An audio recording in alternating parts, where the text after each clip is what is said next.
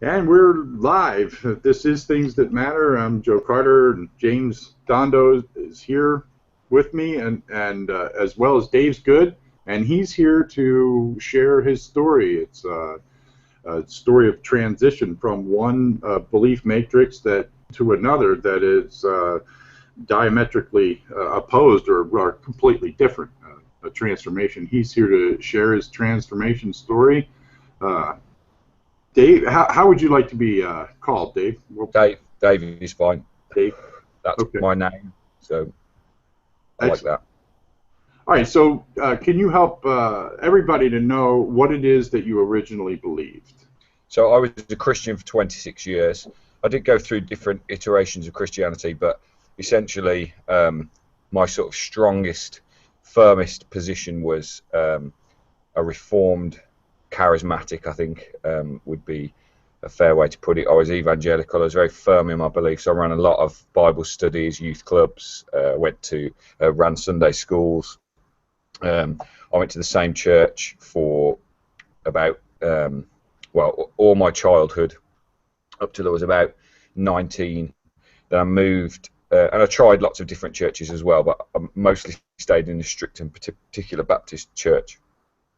And then I moved to a big evangelical church in my town, which was where my faith really sort of I started to put my faith properly into practice from about the age of 22 up until about 31, something like that. I believe in the sort of the traditional ideas of Christianity that Jesus died for our sins, that we were lost without Jesus, that we could only be good with Jesus, that God loved us enough to sacrifice His Son, all of those things, all of the things that and the Bible is His word and inerrant, and all those things. Prayer is important. We have free will. We're responsible for our actions, but God is all-knowing, etc., etc. Yeah. So that was what you believe. Why do you think you believed that? Do you think that part of it was your culture, maybe your family, and all of that? And what So do you think was I really? was brought up as a Christian, and so it was told to me. I accepted it because it was told to me.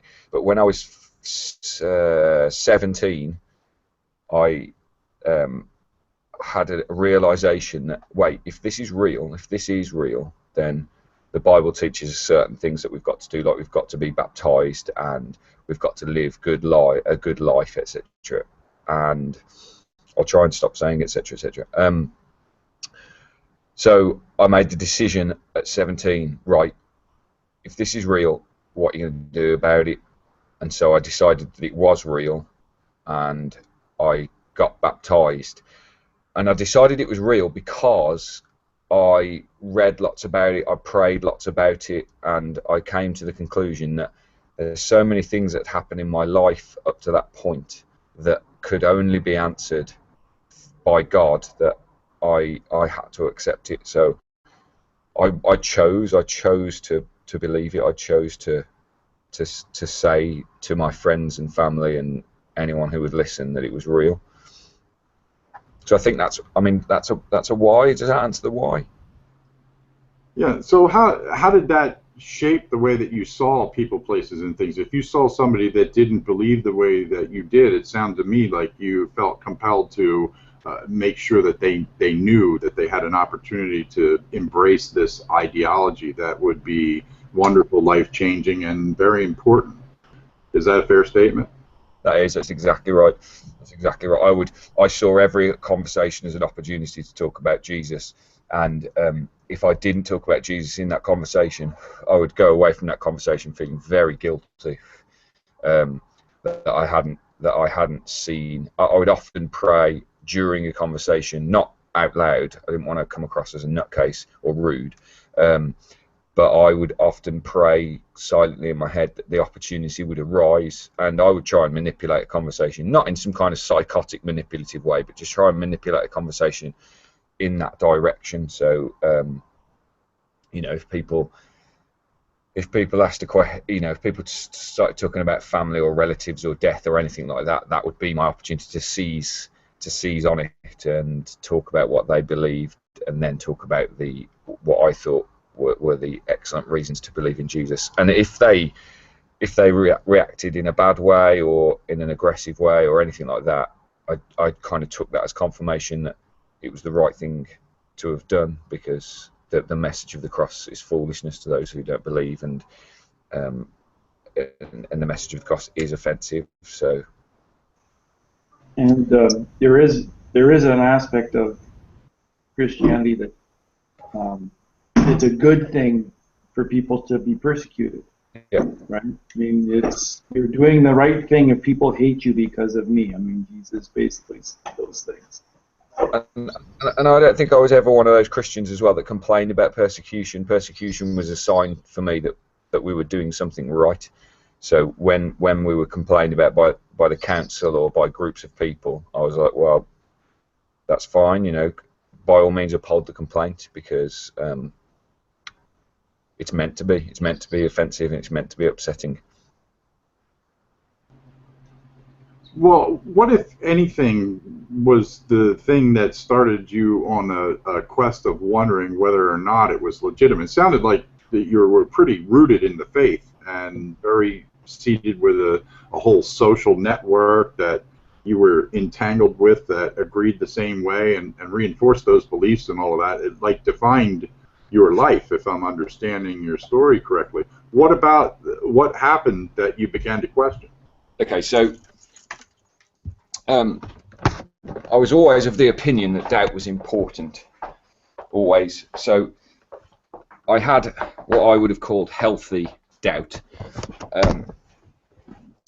but at the same time I was certain 100% I would have died for that belief. There were times I remember being in church thinking, if the military police were to kick open the door now and start killing people and put a gun to my head and say, renounce Jesus, I'd have rather taken the bullet to the brain than renounce Jesus. I was 100% committed and 100% certain. And people often would ask the question, well, what if you're wrong? And I would say, my response would always be, I know I'm not. I know I'm not wrong. So I guess there's a certain amount of presuppositionalism going on there. But what made me, what took my doubts from healthy doubts to, at the time, doubts that I saw as dangerous was my wife and I, if I get upset here, I apologise, but my wife and I had a child. She was pregnant, and at the 20-week scan, we found that the child had Edwards syndrome, and it was fairly certain that child was going to die. And I didn't doubt at the time that there was a God.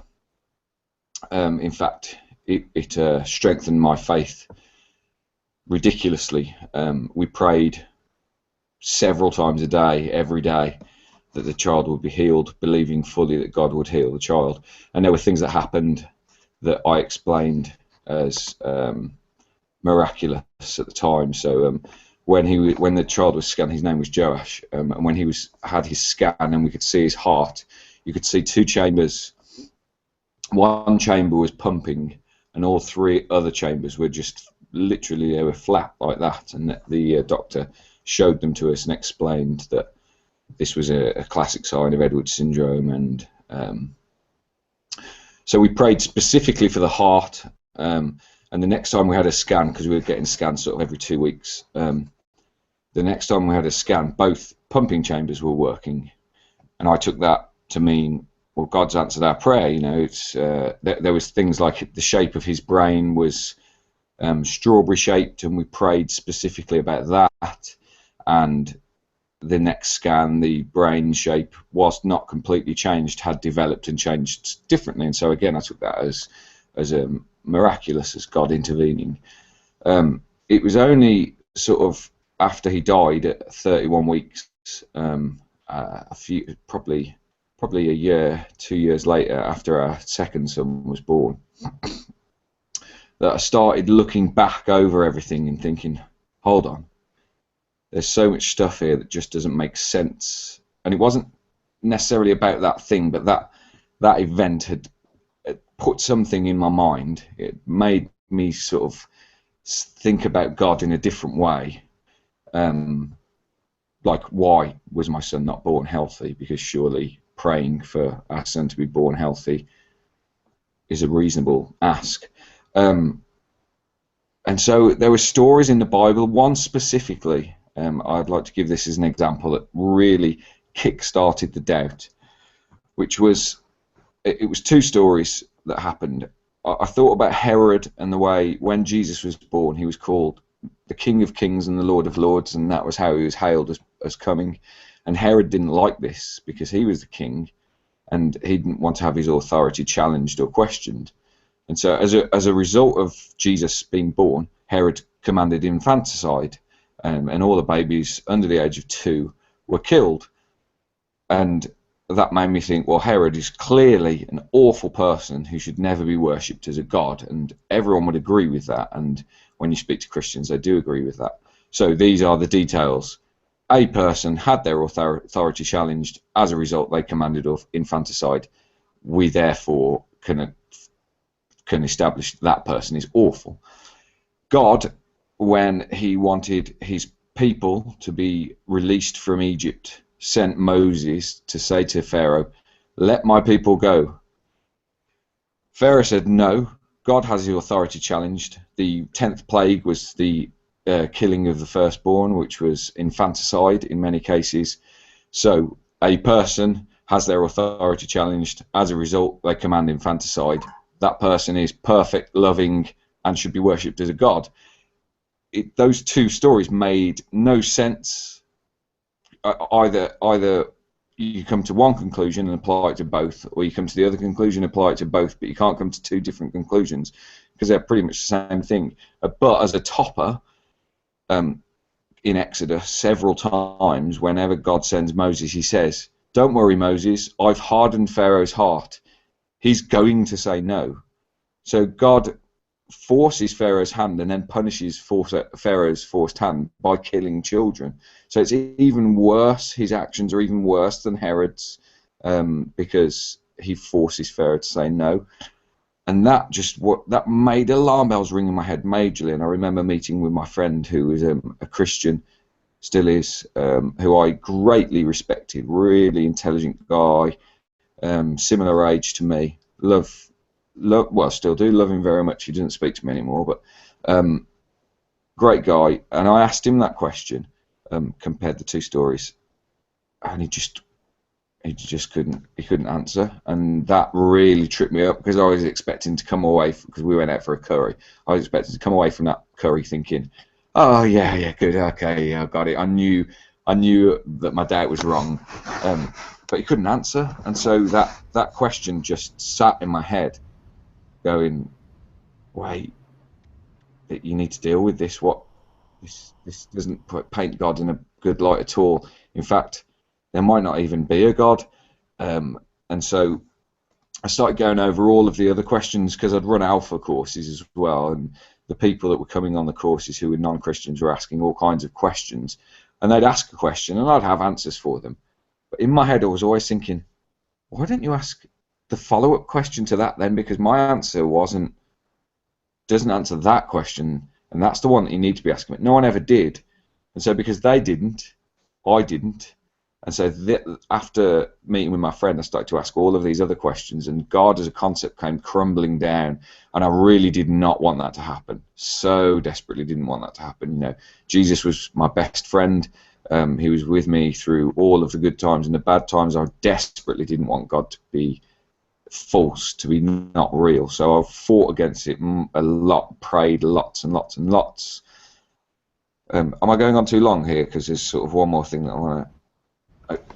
No, you're fine. And then I remember one night I was in bed and I was really struggling to sleep, and I'd split up with my wife as well, because of this turmoil, and our relationship wasn't good at the time. But anyway, I remember I was in bed and I was on my own. I was incredibly down and I just couldn't sleep, and I was really feeling sad, and I hadn't prayed for a long time, and and I'd stopped going to church as well for a number of weeks, which was enabling me to ruminate over these questions in a non-Christian environment where I wouldn't be just given the answer. Well, you know, God is mysterious. We have to just accept that there are some things that we don't know about him. I remember lying in bed and thinking, well, prayer always helped me to sleep. It always helped me to remove my anxieties.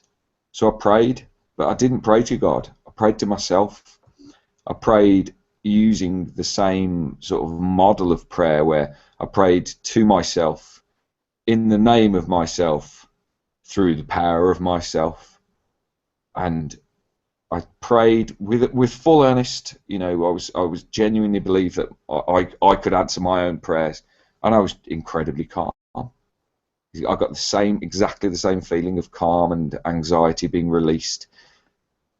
And whilst this isn't evidence, it sort of piled on top of all of this other body of evidence that I was gathering together that made me go, wait a minute, prayer, the results of prayer could be psychological, could be completely psychological.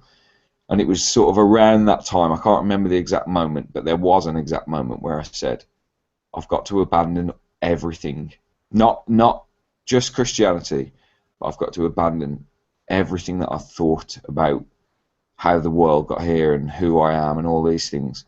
And I need to start again. I need to see where the evidence takes me rather than starting with a conclusion and finding evidence that fits that conclusion. So that's what I did. I said goodbye to God, and I said hello to agnostic atheism, saying I don't know what there is. I'm not saying there isn't a God. I'm not believing in a God anymore. I made the active choice, like at 17, I made the active choice to go with what evidence I had in front of me, and as a result, my belief disappeared. I didn't choose not to believe. My belief disappeared because of my active choice to acknowledge evidence. But as you were going through that time period, did you consider some of the social costs that were involved with that? I mean, you had to be connected to, not only you said your best friend was Jesus, and you know, that was a broken relationship. I'm sure that a lot of your other relationships were hinged on that belief matrix too. How did that impact your life? And was that part of the decision process? It definitely was part of the decision process. It's process, not process. It definitely was, and because I was separated from my wife at the time, a lot of my friendships were shaky and mostly revolved around saying, don't go, don't leave her, God hates divorce. And so a lot of my conversations were all weighted with what God wants and what God knows, and that to me suddenly just literally the conversation, that just made no sense. I was saying to the people, I don't understand how you can say that. We've not even established whether God's real, so why are you telling me that God doesn't want this stuff when we don't even know if he exists? And so I knew that the situation I was in anyway, regardless of whether I was questioning my faith, was going to put a huge amount of pressure on my friendships and family and all of that kind of thing. But the big one that I was aware of was that I was about to cut off my best friend, and not cut him off because he'd done me wrong, but cut him off because he didn't exist, and that was horrible. It was absolutely devastating. I don't think I've ever said goodbye really, because it seems weird to say goodbye to someone that doesn't exist, but it didn't. And I remember, actually, there was a story of Billy Graham's sort of right-hand man, I can't remember his name. I remember as a Christian hearing about him when I was about 23, hearing about how he'd stopped being a Christian, and one of the questions was, what do you miss? And his answer was, I miss Jesus. That rings true for me. I really miss Jesus, I really do. Out of everyone that I miss, it's him that I miss the most. Yeah, I can imagine that. I mean, you built a whole life in that was centered on Jesus. He was the topic. So So you changed your beliefs from a what I would characterize as a fairly devout life built around Jesus to, I believe you termed it agnostic atheism. Can you describe a little bit about that, and how did you arrive there from your previous belief? So there was a couple of really good. So I read a book called Paranormality by Professor Richard Wiseman, which is about supernatural sort of phenomenon and the psychological and scientific explanation for things like talking to the dead, believing in ghosts, or things like that. And whilst none of that was explicitly about, organised religion, it was a lot of the things in organised religion are, certainly fall under the supernatural. So I read that book, and that really that blew me away. That did, because all of these things like prayer and stuff like that were just explained psychologically and scientifically, and that removed a load of questions for me, because that was one of the things. It was just like, yeah, but if God isn't real, what about all of these things where you prayed and then those prayers got answered? And so I read a lot around that, and that Paranormality book really helped me on my journey. But I also watched a lot of the Atheist Experience, and when I'd heard about Matt Dillahunty, whilst their experiences weren't the same, they were similar in the sense that we very, very strongly believed, and the deeper into it we got, the more questions that we had. So I've found that show on YouTube and watched loads of them, and loads of the questions that I'd been asking were being asked by Christians phoning in, and Matt Dillahunty was just taking them apart. And what I would have done as a Christian in the past was maybe watched one of them and gone, well, that's a load of bollocks, he doesn't know what he's talking about. Whereas now, because I had to be, and I said to myself, I've got to be intellectually honest here, I've got to be. If there is a God, I don't need to worry, because he'll be revealed in the evidence. So I don't need to worry, as long as I follow the evidence, it's fine. And so I was listening with a far more open mind, and I was hearing everything, all of the logic, following it through, and coming to the conclusions, and just God was just not being put back together. It just wasn't. There was no one first building brick. There was no foundation anymore. So, but I'm not calling anti-theists arrogant, but I don't feel confident enough or arrogant enough to say there's definitely no God. Although I would say that the God of the Bible is a fiction and could be shown to be. So there's definitely no God of the Bible. That's my position. But is there a God? Is there a prime mover? I don't know. So that's why I'm an agnostic atheist. I just can't believe that there's a God. I can't. At the moment, there's just no evidence for it. But I'm not willing to say, so therefore there isn't. So how you had described a whole lot of intent and purpose built around a very specific and certain thing, and it sounds to me like your perspective now has to be predicated on a whole lot more uncertainty, which is arguably more authentic as well. But can you help people understand how your life has changed since you changed your belief from something that was certain and errant to perhaps a more uncertain and wider open perspective?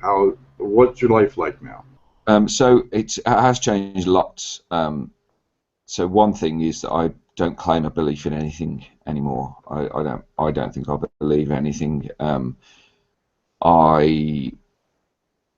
So many things are uncertain to me, and I'm perfectly happy with that. There were so many certainties before, but now there's very few things that we can be actually certain of. I quite like Dawkins' sort of description of it. The idea that we have knowledge that is based on percentages of certainty, and I think that sits comfortably with me. I'm not 100% certain that I exist, but I'm up in the 90s with it. But I do know that something exists. I'm 100% certain that something exists. But then this has affected my relationships with people in a very positive way.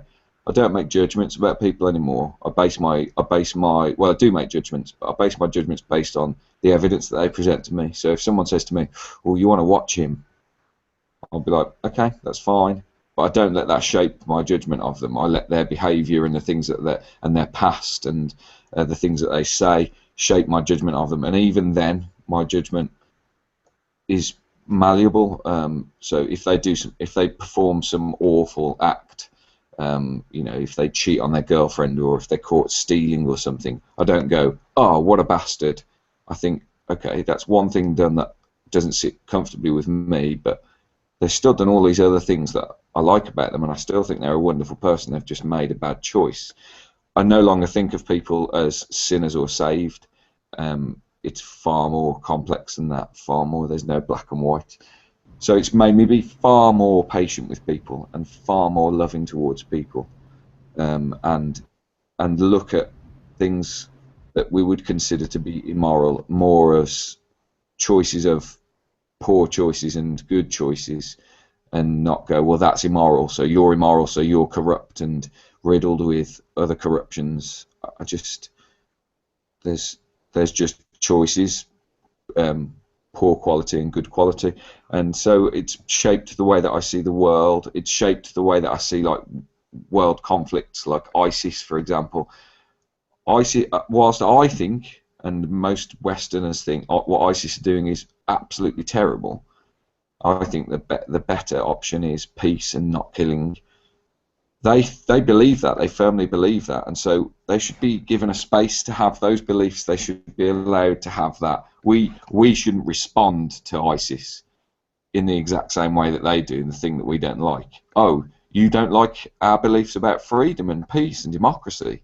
Well, we're going to kill you then based on that." Well, that's ridiculous and hypocritical, and it's doing exactly what we hate about ISIS. We want a space to have a democratic, peaceful society, so we should be allowed that space. They should be allowed that space, and if people who live under their regime want to escape and come and live under our regime, our democratic, peaceful, then we should allow them. Whereas in the past, I would have thought, there needs to be some kind of righteous. There is a right way to live and a wrong way to live. They are wrong, and I don't think I just don't think that's the case. They're wrong compared to my ideas of right and wrong, but I'm wrong compared to their ideas of right and wrong. So why are they any less wrong than me? So it's made me be far more liberal, far more libertarian, far more socialist, and allowing everyone to be who they are and seeing how we can do that in a peaceful way. I don't know. It just makes me look at the world in a different way. I'm still shit with money. I guess that I think that answers your question. Yeah, it does. Brene Brown said something. She differentiated between guilt and shame. She said that guilt is about the person, and what I heard you describe was the difference between your old paradigm and your new paradigm is one held that person responsible, and the other one is you're able to differentiate between a behavior and the value of a person, and you would say that that's a better perspective. Yeah, definitely. Human life is valuable, and I was in a hangout last night where I rashly made the comment, I hold all of that human life in the same way. I don't hold my son as any more valuable than any other human, and I still agree with that, but it's got connotations to it that I don't agree with. So I don't value my son less or the same as, say, I value someone like Hitler. But human beings are all equal and all have a right to life, and I value him in the same way as that. He has no more right to life than anyone else. So yeah, it's changed things. It's just made everything a lot grayer. Another impact. Sorry, James, go on. Can you explain why it's different? Like when you were a Christian, what was different between what you believe now and what you were saying, what you grew up believing about human life? Just kind of try and nail that right down. Well, I got God. I was a Calvinist, and I still am. I think the Bible teaches that. God creates vessels for wrath and vessels for glory, it says in Romans. God knows what he's doing, so of course everyone who is going to go to hell is going there for God's glory. Don't ask questions. So I viewed it in a very black and white way. Whilst it wasn't our job to judge, it was God's job to judge. I knew that there were people who weren't going to be saved, so by God's standards, everyone wasn't equal. We were to treat everyone equally. But when someone was a sinner and refused to acknowledge they were a sinner, there was something broken about that person. And whilst I guess, I felt maybe more love to them, it was for a different reason. I felt love to them out of pity rather than love to them because I valued them and thought they were wonderful, marvelous human beings with all kinds of flaws that we all have. Mm-hmm. I see people now more holistically than I did before, but rather ironic now. Rather contrarily, I also don't know even if there is such thing as people as opposed to just animals, bags of meat walking around that interact with each other on a high intellectual scale. I don't think we're in any way special creations or anything. And this is so. As I'm hearing you, that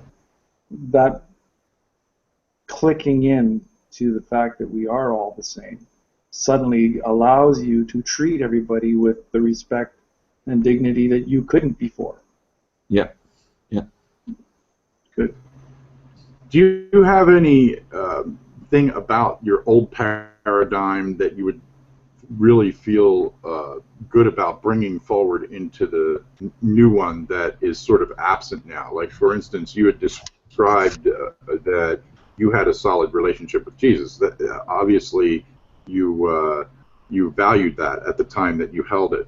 But is there anything else? I mean, is there a sense of community maybe that you had back then that you really miss, or what about that old paradigm if you could bring forward, would you bring forward, and why is it valuable to you?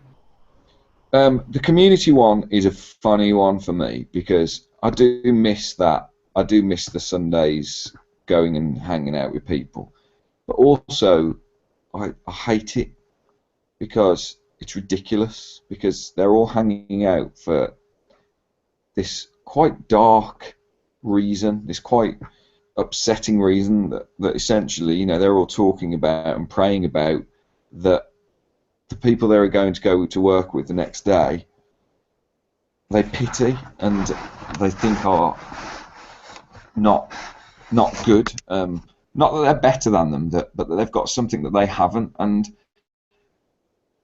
when you look back on that, it's community built around something that's not nice, something that's not pleasant. This idea that this community is built around a group of people who see themselves as filthy, dirty, and incapable of doing anything good unless you believe in Jesus.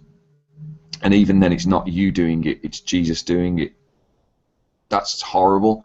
So I don't know if I miss the community, because I think that a community like that can only exist if you are all having that idea. It can only exist because other communities, I mean, you can have things like comic book clubs or, all artists meeting together.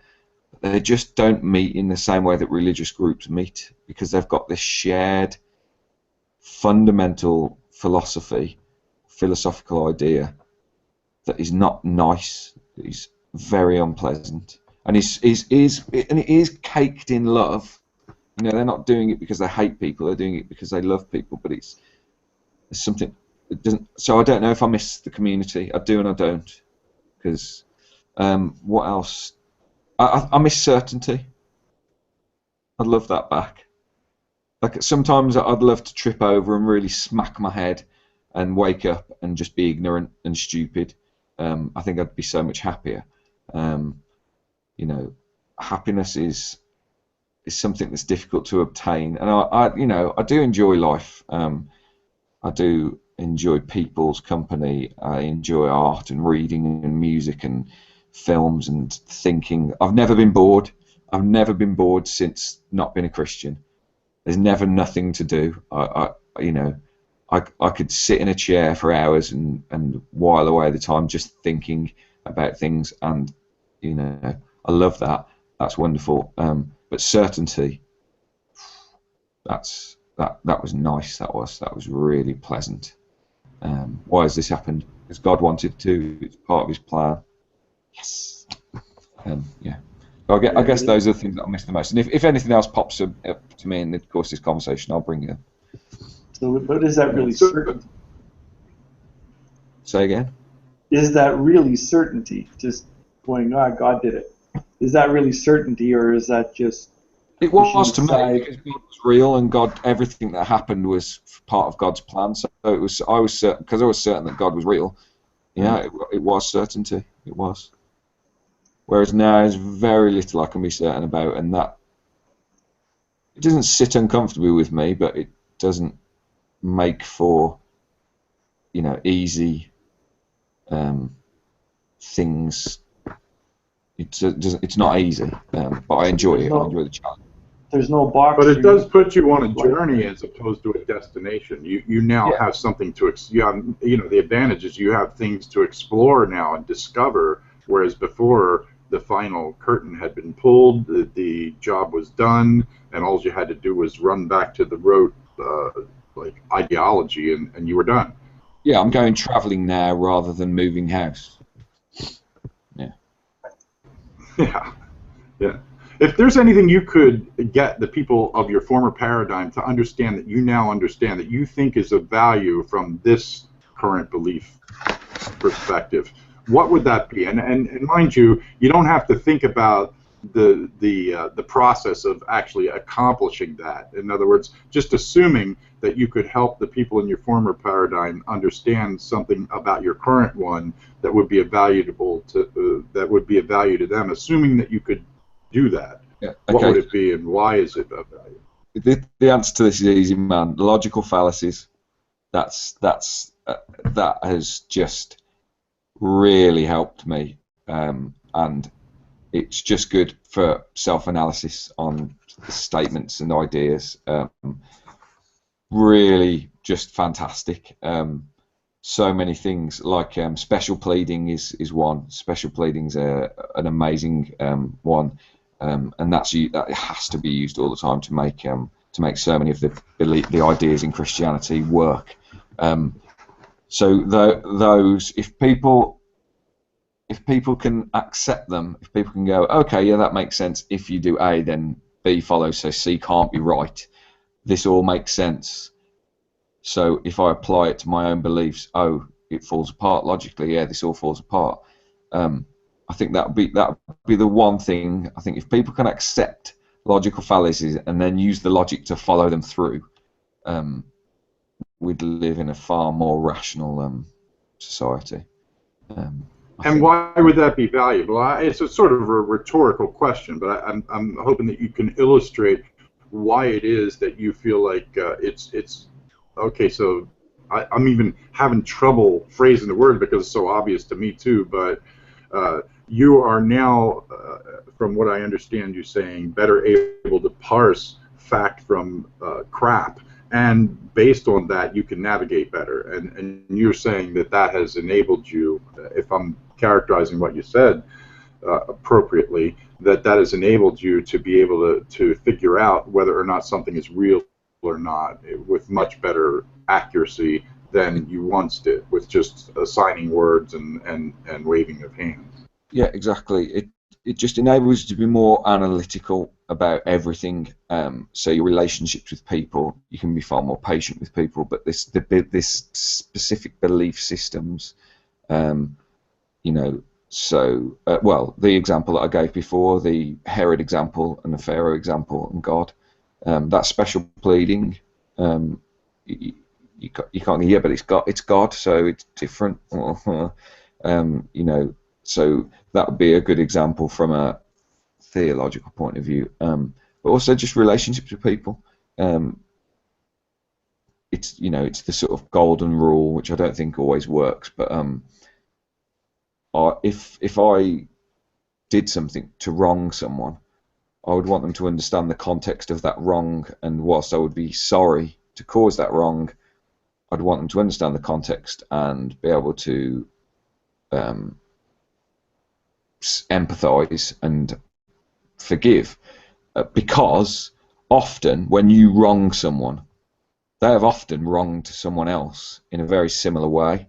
They justify, they go, yeah, but when I did that to that person, and they understand it and they expect to be forgiven, but then when you wrong them, they're very angry at you. And if, logical fallacies, special pleading again, yeah, but when you did this, you wanted to be forgiven, so can you not see how important it is to forgive in this situation?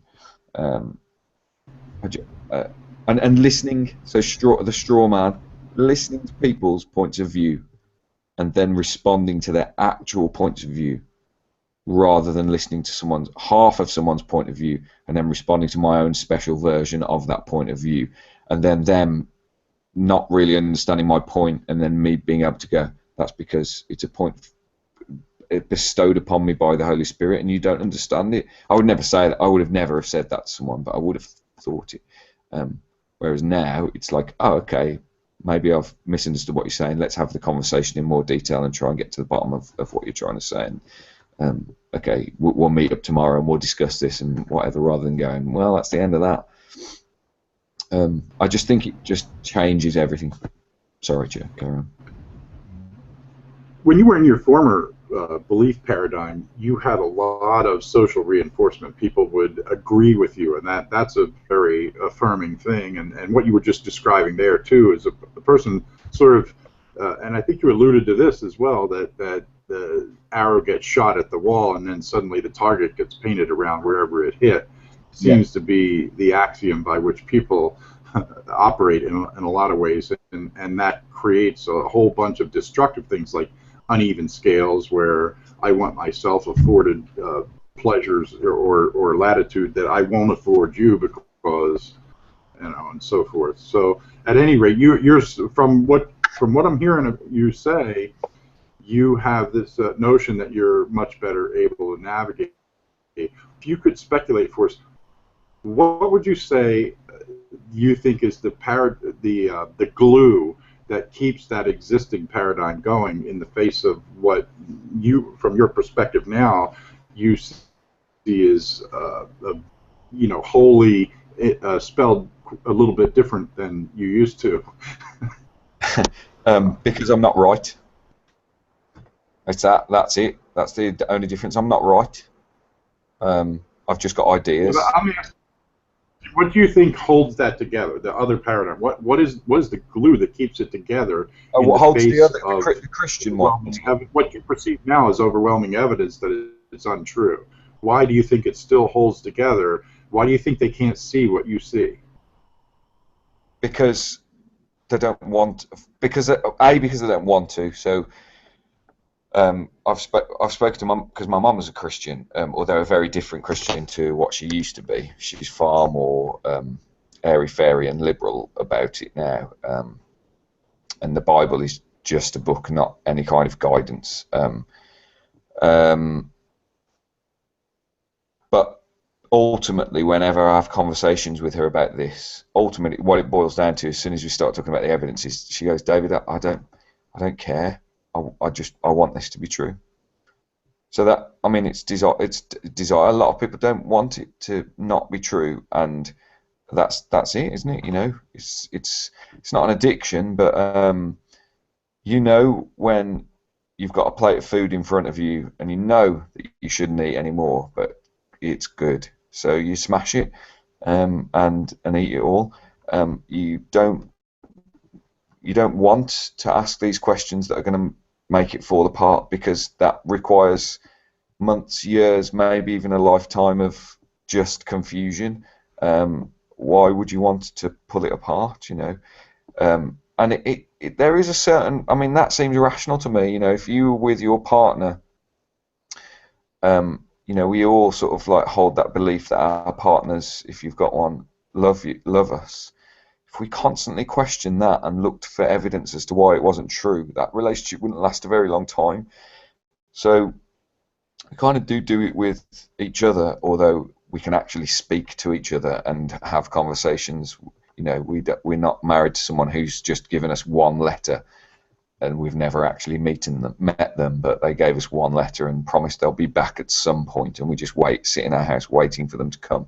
You know, those relationships are different, but I do think that on the whole, it's a desire for it to be true rather than a desire for truth, and I think that's the thing that holds it together.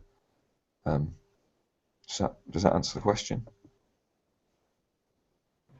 Yeah, it does.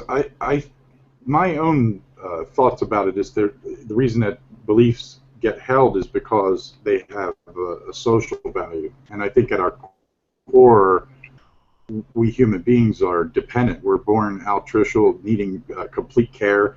We develop in a womb, needing complete care, and through a long childhood where we are dependent on each other. In fact, for most of history, you really couldn't function without your local tribe, and now we just have a bigger tribe that might be a little bit more diffuse and abstract, but we're no less dependent on it today than we once were, even though you might be able to conduct yourself in individual life. And so we, I think, oftentimes use ideas as glue to bind to each other, and that idea that we use as glue can even supersede our own person, because if we get rejected by our tribe, that's in some cases feared worse than death.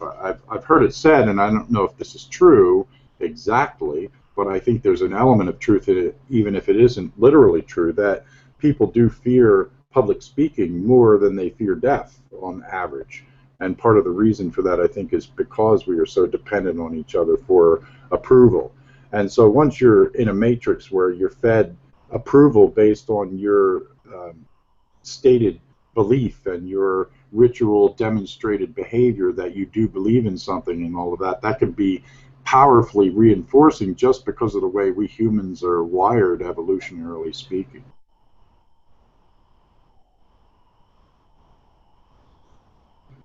Yeah, I think I completely agree with that. Well, do you think that was part of what your glue was too? I don't know, because I'm different from people. So I thrive on public speaking, and I know that was just kind of a point that you were making. But I love being the centre of attention. I'm loving this conversation because I love making people laugh. And I think, you know, there is a desire in me to. For me, what's really important for a relationship for me is that I'm admired, not for arrogance, but because there's certain things that I'm good at, and I want to know that other people acknowledge that I'm good at those things, because otherwise, what's the point of doing them? You know, so but because the things that I'm good at do involve other people watching or taking part. So I write and I do stand-up comedy, and I used to do drama at school, and you know, one of the reasons that you do those things. Sorry, I just need to get the milk. One of the reasons you do those things is for other people. So after I've done a stand-up comedy set, I want people to come up to me and go, "That was really funny. That was. I really liked this part of it, or I really liked the way you did that part." But on the flip side of that, I want people to come up to me and say, "I didn't like that, but these are the reasons I didn't like it." So it's not just positive confirmation. I just want confirmation that someone's paid attention. Do you know what I mean? So there's confirmation bias. You're accepted in a community like that, where you can make mistakes, and if you're a Christian, people go, "Well, he's fallen, but he's one of God's, so it's fine," kind of thing. So that holds a community together like that as well. That's kind of one of the glue that holds it together. Because if you, sorry, go on. I was just going to ask, can you tell us a little bit more about your comedy? What sort of comedy style do you do, and why is it so enjoyable? Well, Joe, I'm glad you asked that. Basically, I'm a stand-up comedian, and I did it as a Christian as well. I did it like at talent shows and sort of like away weekends and stuff like that. I'd perform at these sort of like, you know, shows after the sort of final sermon or whatever. And my friend suddenly texted me one day when I'd moved to Oxfordshire, which is where I live now. He said,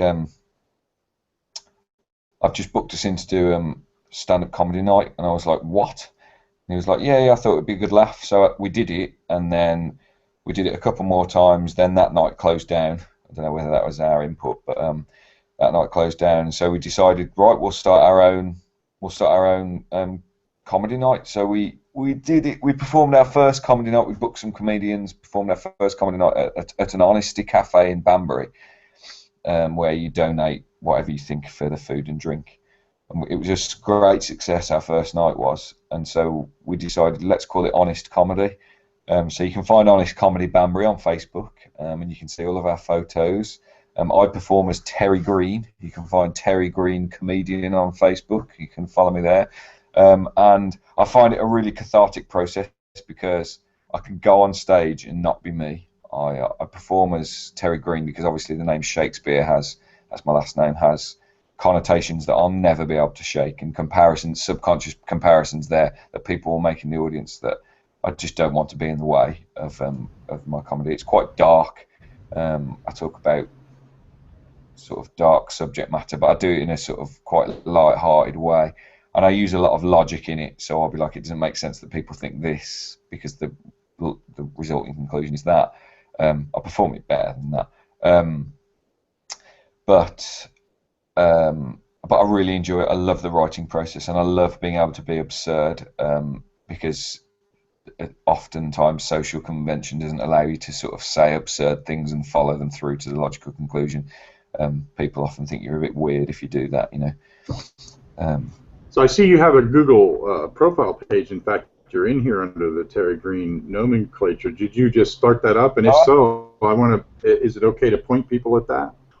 Yeah, of course. I didn't realise I'd come on as Terry. It's because I've got several sort of accounts for. So there's the comedy account, which is me and my friend, and that's where people send us emails. But basically, yeah, by all means. Well, if people wanted to get connected with you and interact and watch your shows, what would be the best platform for them to look it up? I know you said look up Terry Green. Facebook. So, honest comedy. So honest comedy Banbury. If you type in honest comedy and then Banbury, BANBURY, you'll find all of the information about our shows there and stuff. And we're running 3 nights a month now, and it's getting bigger and bigger. So there will be videos and stuff going up soon of different things. But you can also see a video of me performing a set about food on my page because I perform as Terry Green. I didn't realise I'd come in as Terry Green here. It's just that's what my Google defaults to.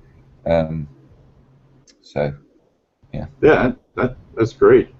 That's great. Yeah, I've actually seen you perform. I mean, I'm trying to ask the questions so you can get out the information. But I've seen your stuff. Funny. Thank you. Okay, I'm going to cross my arms now. Okay, go ahead and make me laugh. You're only 3,100 miles away from me, Dave. I know. Yeah, I'm sorry. So I've got to make you laugh now, have you? Oh, brilliant. That's right. So you're a comedian. Make me laugh. Yeah, that's what people always say. Oh, go on and tell me a joke. It's just like I tell more. Mine are more stories than jokes. I've written about 3 jokes in my time. My favourite. I'll tell you my favourite joke that I've written. I found a piece of coal on the floor the other day, and the first thing I thought was mine.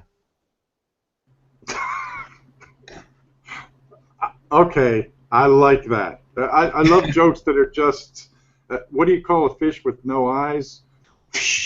I love those. But, I mean, that's Yep. not the kind of joke I would perform. I mean, that's better written down. But that's not the kind of joke. I tell stories. So, and all of my sets have a theme. So the last set I wrote was on adopting tigers, and how silly that is. You know, that because I only live in a one-bed flat, so I could never have a tiger in there. And then sort of like the fact that tigers are being killed by poachers, and what we should be doing is killing poachers, but then we'd end up having to adopt poachers, and then I start talking about poaching and how eggs get poached, and we need to start adopting eggs, and it's that sort of like, Nice. sort of take it down that route of sort of wordplay and logical sort of logical conclusions of things that are silly. Often the argument ad absurdum, just to find the humour in things. So, and I've got, like, I talk about, I do a whole set about food. I do a whole set about growing old. I do a whole set about how people came up with ideas for things like milk. If you think about milk, the first person who discovered milk, that's just a horrible, disgusting situation. Picturing someone sucking on a cow's udder as an experiment. But I act that out on stage. I sort of get down on my knees and start. Well, that's disgusting. Well, not starving. So, but I don't know if you've ever heard of. Oh, I think actually this will have been a set that you saw. I think Fred and Rose West, they're famous serial killers from England. Right, that's the one I saw. Yeah, that's right, and that they're a married couple. But how do you introduce the idea of murder into a relationship without it putting strain on the relationship if the other person isn't into it? So it's, and that does fascinate me, the psychology of it, but I also like the sort of comedic side of it. That first conversation. So Rose. Oh yeah, it's a little delicate. So what do you do for hobby? Exactly. Yeah. So I like that. I like looking at all sort of things and then finding the absurdity in them. So the best way to connect is Terry Green at Branbury, or Terry Green on Comedian. Facebook. So Facebook, you can find Terry Green Comedian, which is a page, and Honest Comedy Banbury, which is another page. I just put in honest comedy and took the one with the furthest distance away, and it was you. Oh, there we go. Yeah, so that's my comedy. I mean, I'd love that to be my job, but probably never will be. I'll probably. So do you find were you motivated this way as a Christian? Could you have done Christian stand-up? Yeah, I did do Christian stand-up, although it was never Christian stand-up. It was stand-up, and I was a Christian. Right, but you didn't.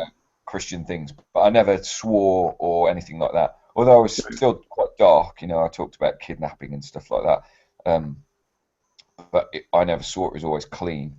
And whilst I do swear in my comedy now, I try not to make that the emphasis of a joke. I think that's cheap comedy. That's easy comedy. I always try and make the joke the joke. So I have a great respect for Brian Regan, who's an amazing stand-up comedian, who never swears, and I don't think he even blasphemes. And I think that takes a huge amount of skill to have an audience on your side and not doing cheap swearing jokes. And I do think they're cheap, and I do think they're easy. And don't get me wrong, I do use them because they're cheap and easy, but I try and avoid it if possible. Cool. Yeah, well, thank you very much for sharing your story today. It's really, I was unexpectedly surprised by how touching it was, that the actual journey from you discovering that the things that you believed all your life were not on solid ground. It wasn't easy, and I saw it was not very easy for you to share either. I do appreciate you doing that for us. No, I think it's really important. I think that there was something that Matt Dillahunty said, and it might have been Matt Dillahunty, but I'm fairly certain it was him. He said it's like growing up as a child, knowing that you've got $21 billion sitting in your bank account, but you're not going to be able to have it until you're an adult, until you're 21. And then when you get to 21 years old, they say to you, that was a lie. And whilst that doesn't change anything, because there really was never $21 billion sat there anyway, you have got to adjust to the fact that you believed that your life was going to play out in a certain way, and suddenly that all changes. And that, that I think that rings true. Oh yeah, I think you're expecting Pink Floyd at the concert, and you get the garage band from Sling Blade. It can be a disappointment. Yeah. Yeah. I really enjoyed talking it through, and it was nice to sort of formalise it and sort of put it into categories and stuff. So I just hope something good comes of it all. That's the important thing.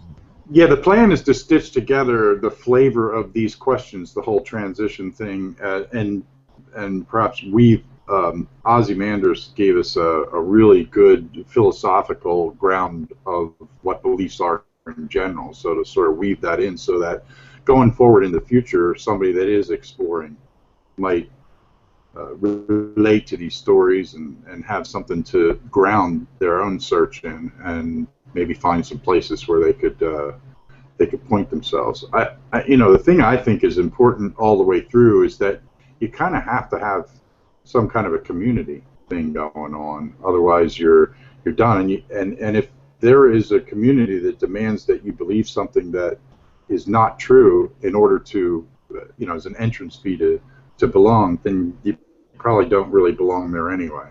Yeah. So at least that's from my perspective. Even though I'm agnostic, I have no clue. I'm like you. I don't think that the religions that we've so far articulated on planet Earth are, if they're hitting any kind of a target at all, it's a metaphorical one and not a literal, historical, accurate one. Yep, I would concur.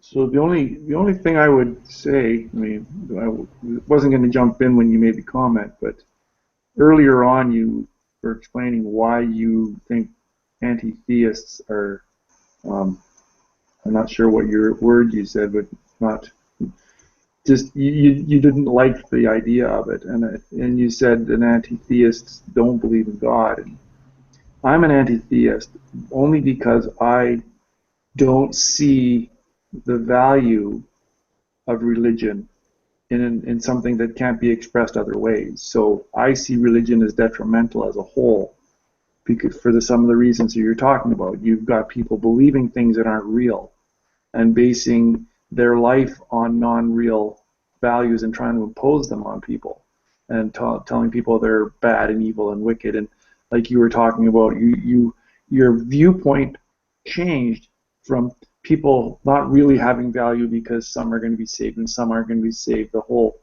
dichotomy that the Bible talks about. And yet when you became an atheist or an agnostic, whichever one you want to use, you saw the value intrinsically in every human being.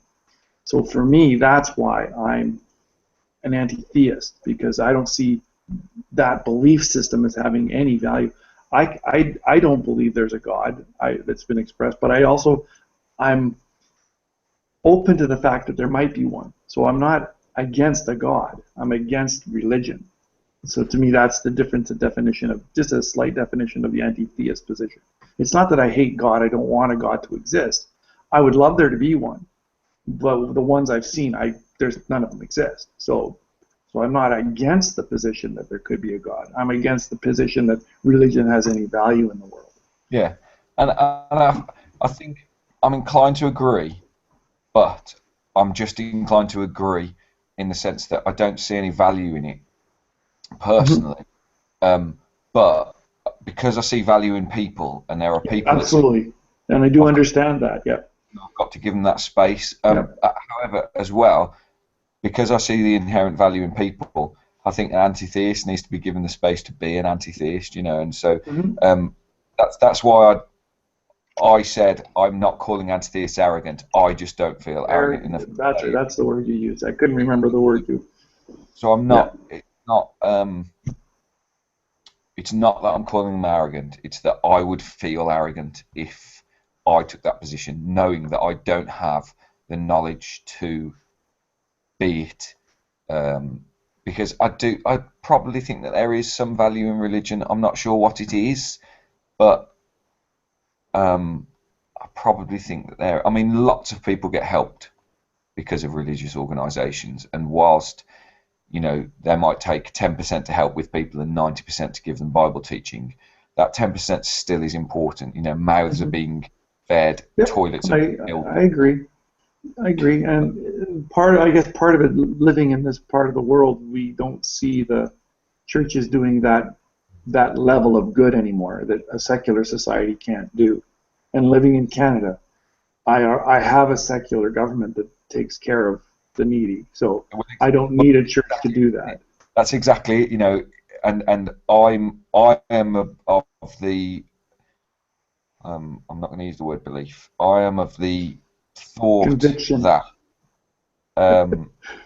religion will die out as we become more technologically advanced and have access to more and more information and more knowledge. And yeah, more knowledge brings more questions. I think that Mhm. religion eventually will die out, and it will mean that you won't have third world countries sort of you know ruled over by mentalist religious people or mentalist people with really weird sort of ideas. And yes, some of those people are atheists, but Mhm. that's not why they're doing what they're doing. Um, Right. and we'll end up with countries like Canada and Britain and America that look after people properly. And yeah, we don't do a grand job of it, but we are doing it to a degree. There are Mhm. still people starving and homeless, and we need to do something about that. Yeah. But we've got entire nations within our sort of countries, or entire masses of people in dire economic states like they are in third world countries. So, and I just think that's going to come with time rather than force. Yeah. And I'm not suggesting, Unless saying we. unless you visit states like Mississippi, Alabama, and Kentucky, which are three of the poorest states in the union, and they're three of the most religious states in the union. Yeah. Well, It's hard exactly. not to make correlations there. But then if you do visit them and then immediately visit like you know a third world Anything. country. Yeah. No, I understand what you're saying. We shouldn't have those problems in America. We shouldn't. I So agree. I agree with you. So you gonna open it up, Joe? Well, there's a Yeah, question. I did post a link. Please feel free to share it. I don't know if Where did you you can. post it? I just posted it on the message that I put out earlier this morning with the go to watch link. So if Yeah, you let me see if I I can don't pull up see the it. post here. You posted on the side there. I Maybe it's just come in. I did Yeah, I post got it. it. I got it. I've got it. Yeah, Side chat. I've got it here. Yeah, yeah. So we did get it was really fascinating to hear from, like, we heard Tanya Galaxy's story, we heard Lyrical Orion's story, but these stories of transition from one belief to another are just um, I don't know, I find it fascinating how a person could undergo this, like, shattering process. To me, it feels a lot like birth. It's a bloody and painful process, but it also has the wonderful agent and all of that going on in the process too. So I just think this will be helpful, and I'm really glad we got to it. In the sidebar, you've said that Brother John said, "Give us a joke about Christianity." So this is Yeah. something I am actually working on a whole set about Christianity, because one of my friends in Oxford runs a night in Oxford about philosophy. So what he does is he has a stand-up comedian come and do a set about a particular subject, and then a philosopher who talks about that particular subject. So you've got sort of like an intellectual part and a humorous part. So I'm working on it. So here's just a little thing about Christianity that I've noticed. And this is just an idea. It's not a fully formed joke. So I don't know if you've ever seen the film Train Spotting, but for those of you who haven't, there's a character called Begbie in Train Spotting, and he's just an absolute nightmare. There's one scene where he finishes his pint, He's sat on a balcony upstairs in a pub. That's a bar in America, and he downs his pint, and then he just chucks the empty glass behind him, and it goes over the balcony and smashes a girl in the face. And he then goes down. Begbie, then who caused the problem, then goes downstairs, and you have to excuse my language here. And he stands in the pub and he says, "Some cunt has just glassed this girl, and no one's leaving till we find out who it was." And then he holds out his arms and just screams, and the whole pub starts a massive fight. And of course, for me, Begbie is like God. He is the one that's caused all of the problems in the world, and then he starts blaming everyone else. And so because of that, we all have this massive fight. But Begbie, who is the friend of all of the characters in Trainspotting, he's this really annoying friend that as soon as he comes into the room, there's an atmosphere in the room. And it's just like, oh no, something bad is going to happen.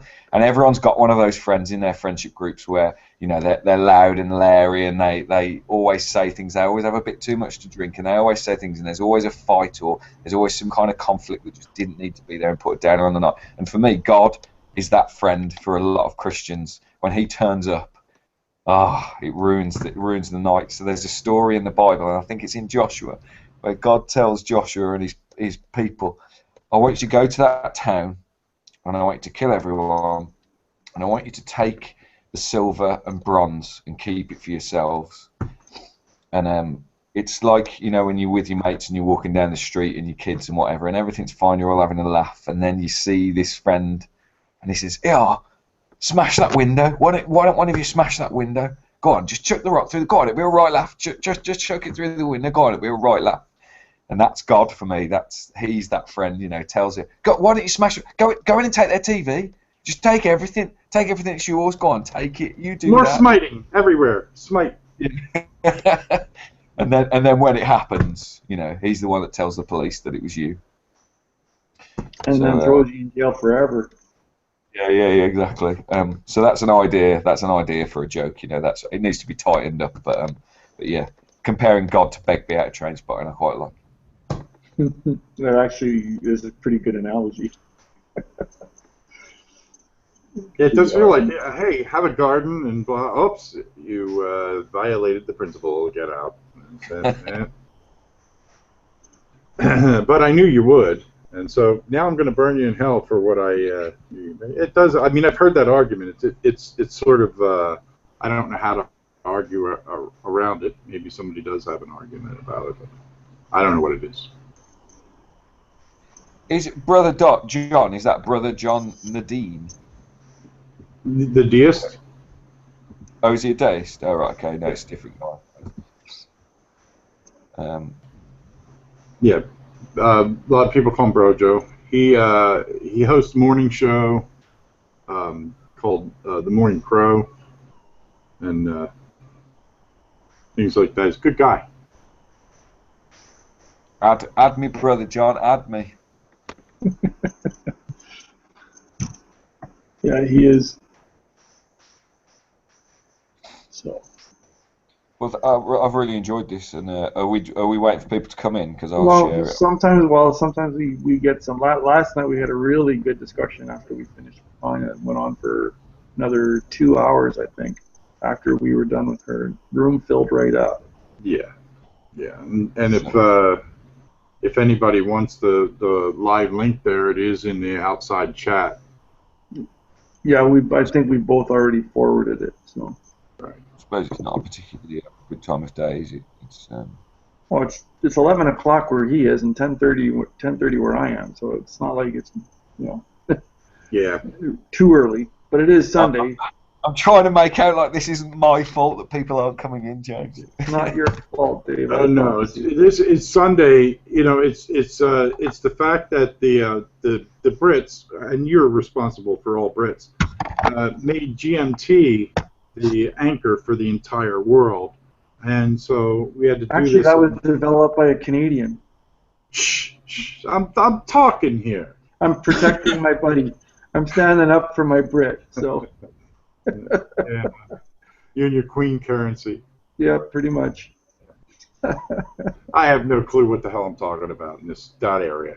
Yeah, yeah, it was fun. It's funny, but we had to put the standard somewhere, and they were the center of the universe when it was developed. So it just made sense to put it in Greenwich. Yeah, I saw that there's a Mercator projection map that we typically use for the world, and it is predicated on the fact that it was developed in Europe and it's very Eurocentric, and the map is navigated by or structured so that it's appropriate for navigation by northern territories and all that. And so when you look at it, Africa and all of that, you could fit all of Europe, all of the United States, all of a There's lot of really different done. areas inside of Africa, but it's not projected that way on the map. No, And yeah, you there's can't do it like that. right. So, So, I do the think flat earthers are right. So, morning, Well, morning, John. Hi, John. I do know who you are. Now I've seen your icon. So I've just realised, Joe, there is something else that I miss about my old life, and that's what's that? singing. Mm. Singing in a church, man. There's just nothing like it.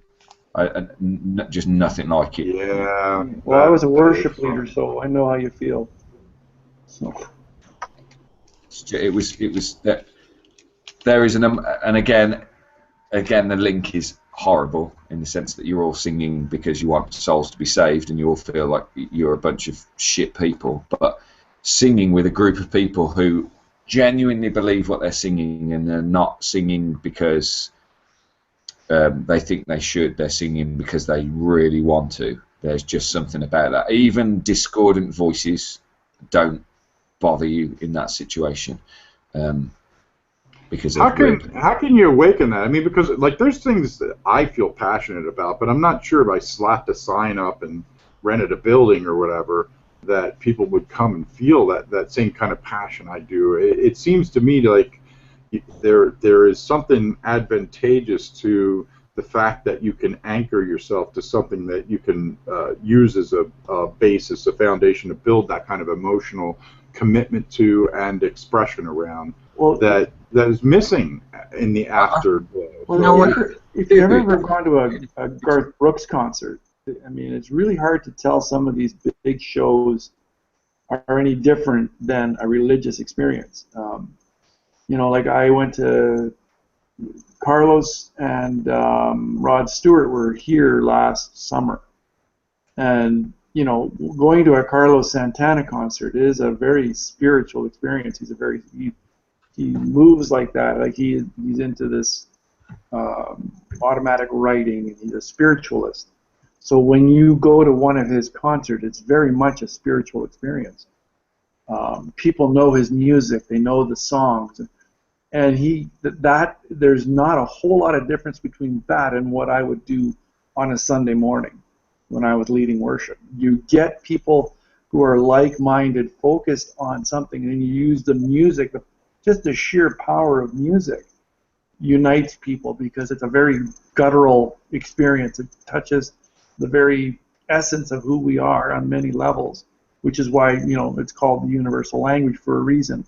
I can go to Africa and listen to the music. I don't need to know and understand a word they're saying, but that music just moves you. It just makes your body respond to it. That's the power of music, and why megachurches use these rock groups to get people stirred up. That's how they do it. That's the key. The difference between a church event and a concert or a football match or other places where singing happening. So at a football match, you're singing for a different reason, and at a concert, you're going to see someone perform. And so whilst you might sing along, you want to hear them. Whereas in church, every single person is doing it because. That's right, because that connection. Yeah, absolutely. And there's something about that makes everyone sing. I don't know, in a different way or something. I don't mean that in a spiritual way. They don't sing in it. There's not, they don't have access to a different sort of singing voice or whatever. But there's just a passion in it. And I think what I was going to say is that I reckon you could achieve this same thing in hospitals.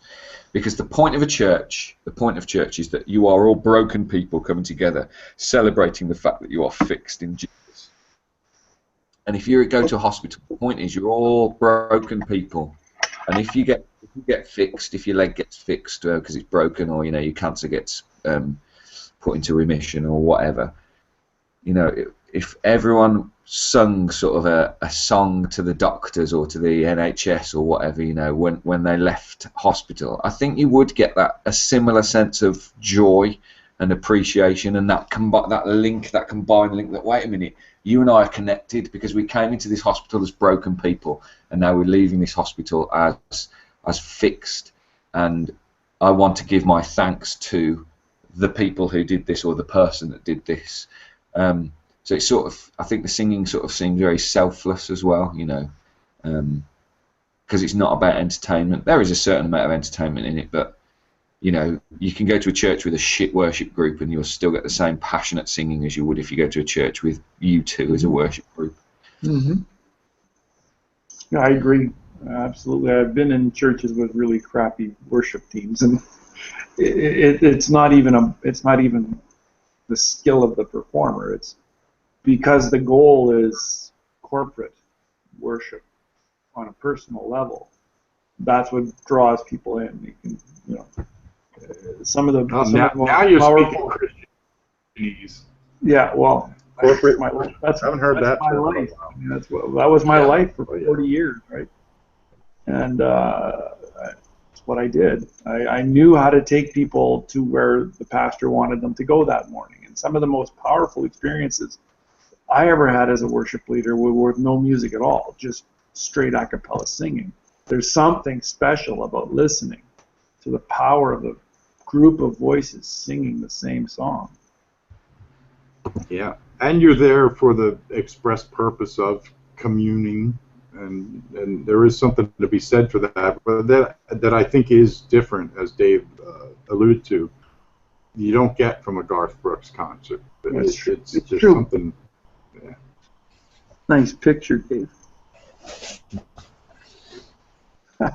What a cutie. So, John, how much did you listen to? Good morning. I don't know, good 20 minutes, 30 minutes, probably.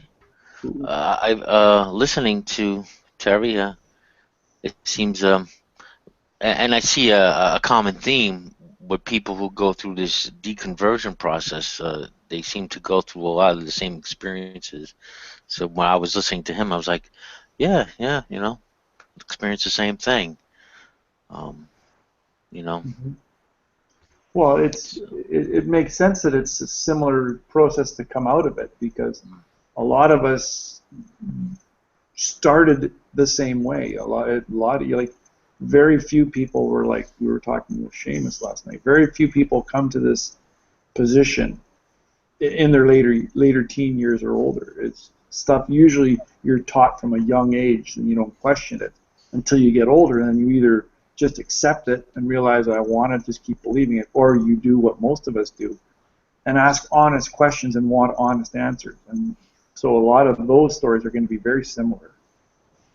Yeah, I think we kind of have a bit of a Pandora's box situation too, where we live in the context of a culture where if you question, you're not, the pitchforks and the torches don't come out, and you don't get hauled down to the town square and burnt with the barbecue. So I think that part of the reason that people question nowadays, at least in the context of Western culture, is because questioning is at least tolerated, if not with a little bit of acrimony, with complete acceptance. So the bottom line is we have the luxury to do that, and I think in that context you have some people that the same way a womb will nourish you to a certain point and that you need it, after a certain point, if you continue to grow, that very womb that once nourished you will then strangle you and you will die. That some people burst out of that religious underpinning that they got as children and then burst out into something that is a more broad horizon. And that's at least what I'm picking up from the various stories that I've heard thus far. I think what you just said, James, the thing, I don't think you missed it, you just didn't need to say it, but the thing that I think needs saying is the willingness to accept. You talked about, honest questions and honest answers. Often the honest answer is, we just don't know. We just don't know. And Absolutely. being an atheist enables you to go, that's fine, let's go and try and find out, and if it takes 4 generations of people to find out, so be it. I don't need to know the answer in my lifetime, and I think that's comforting. That is, being able to say that this life is meaningless and there's stuff that we don't know. That was a real release of the chains from me. That was really seeing the light, because it was just like, well, yeah, we don't know, and we don't, let's try and find out. But we don't need to just go, oh, it's God, that's what it is, that's the answer. It's God is all too often used at best as a stopgap it plugs holes in our ignorance, and it doesn't allow us to get really honest with ourselves and figure out, do we really have to have a purpose? Do we really have to find meaning in everything? Are we here for a purpose? Are we here to have meaning? And it's like, well, why? Why do we have to ask those questions?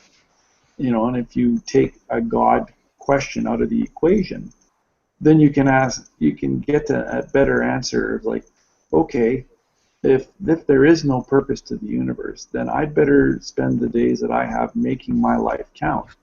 That gives everything that I do far more meaning than, well, I don't have to do anything because I'm saved and, well, I'm just waiting for heaven. Well, that's not an answer. That's just passing the buck, and that's blaming, that's just taking your responsibility of living with other people and putting it away and saying, well, we'll deal with it in heaven. I've never understood that.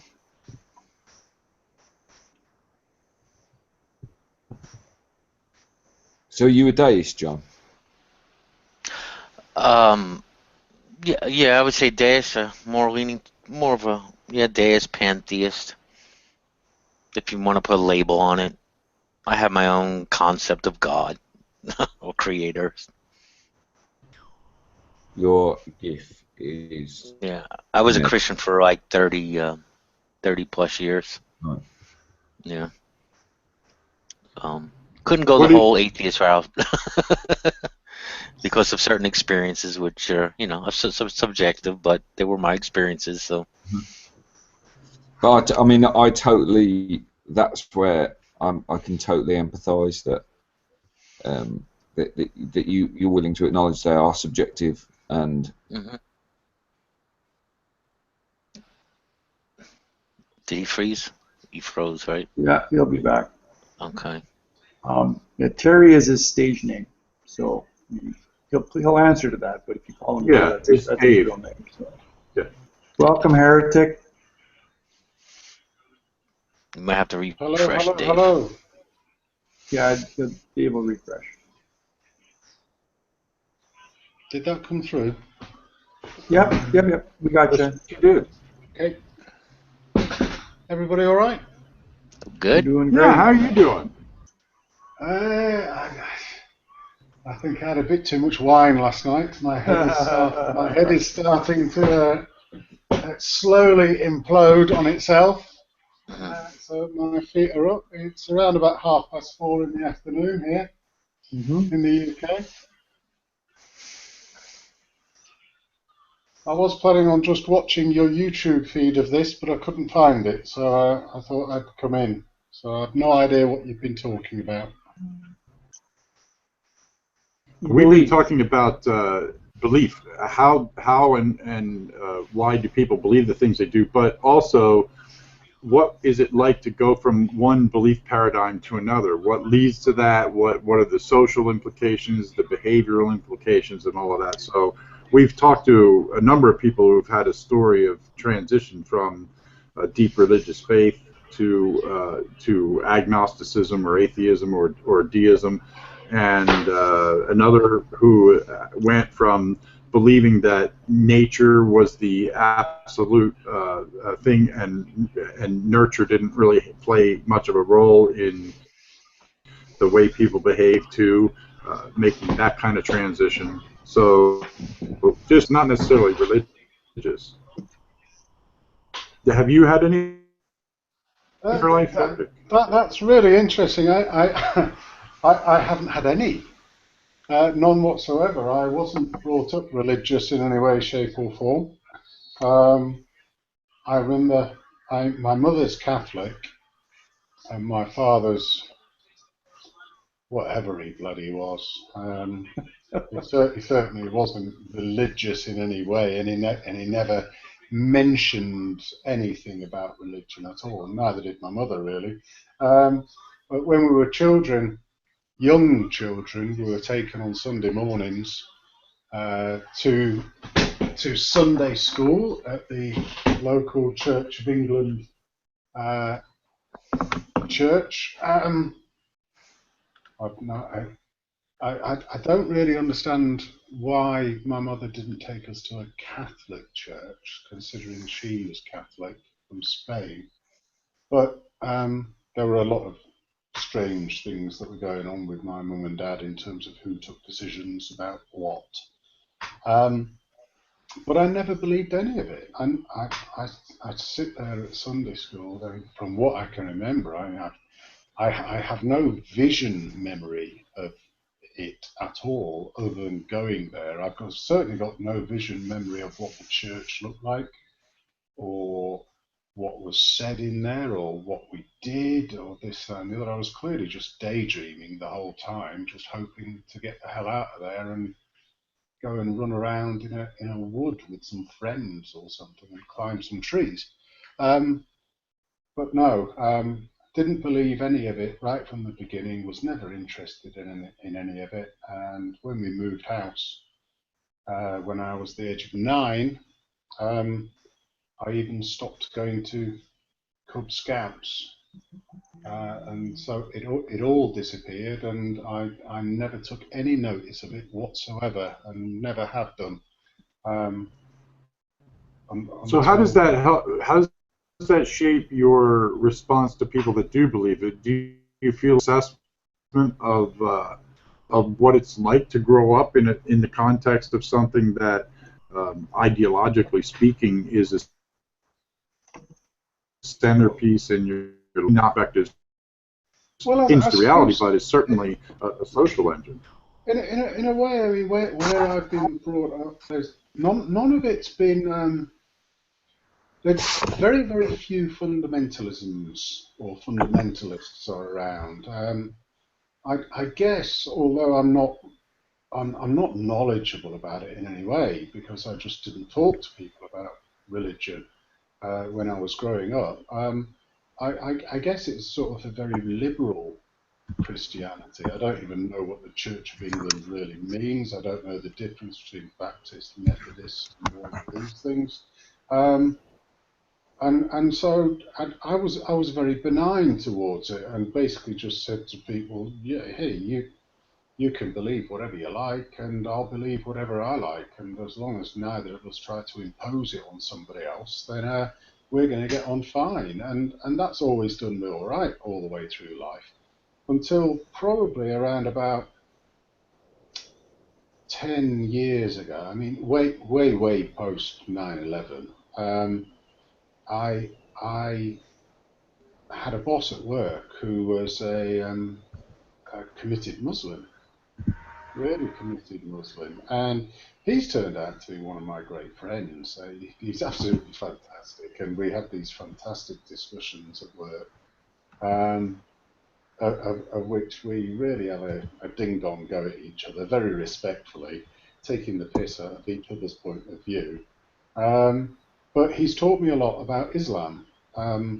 He's become an imam, a sheikh, and he's very high up in his community, and he listens to me and I listen to him, and I question him about this, that, and the other, and I'm not going to shake his faith, and he's not going to shake my non-faith, despite us both saying, actually, from what you've just said, you are this, that, or the other. So no, I mean, I don't have a problem with people having any belief that they wish, as long as it doesn't impact on anybody else, really. If it's a personal belief, it's fine. If it's something where somebody's going to try and tell me that I have to do this, that, or the other, then that's a bit of a problem.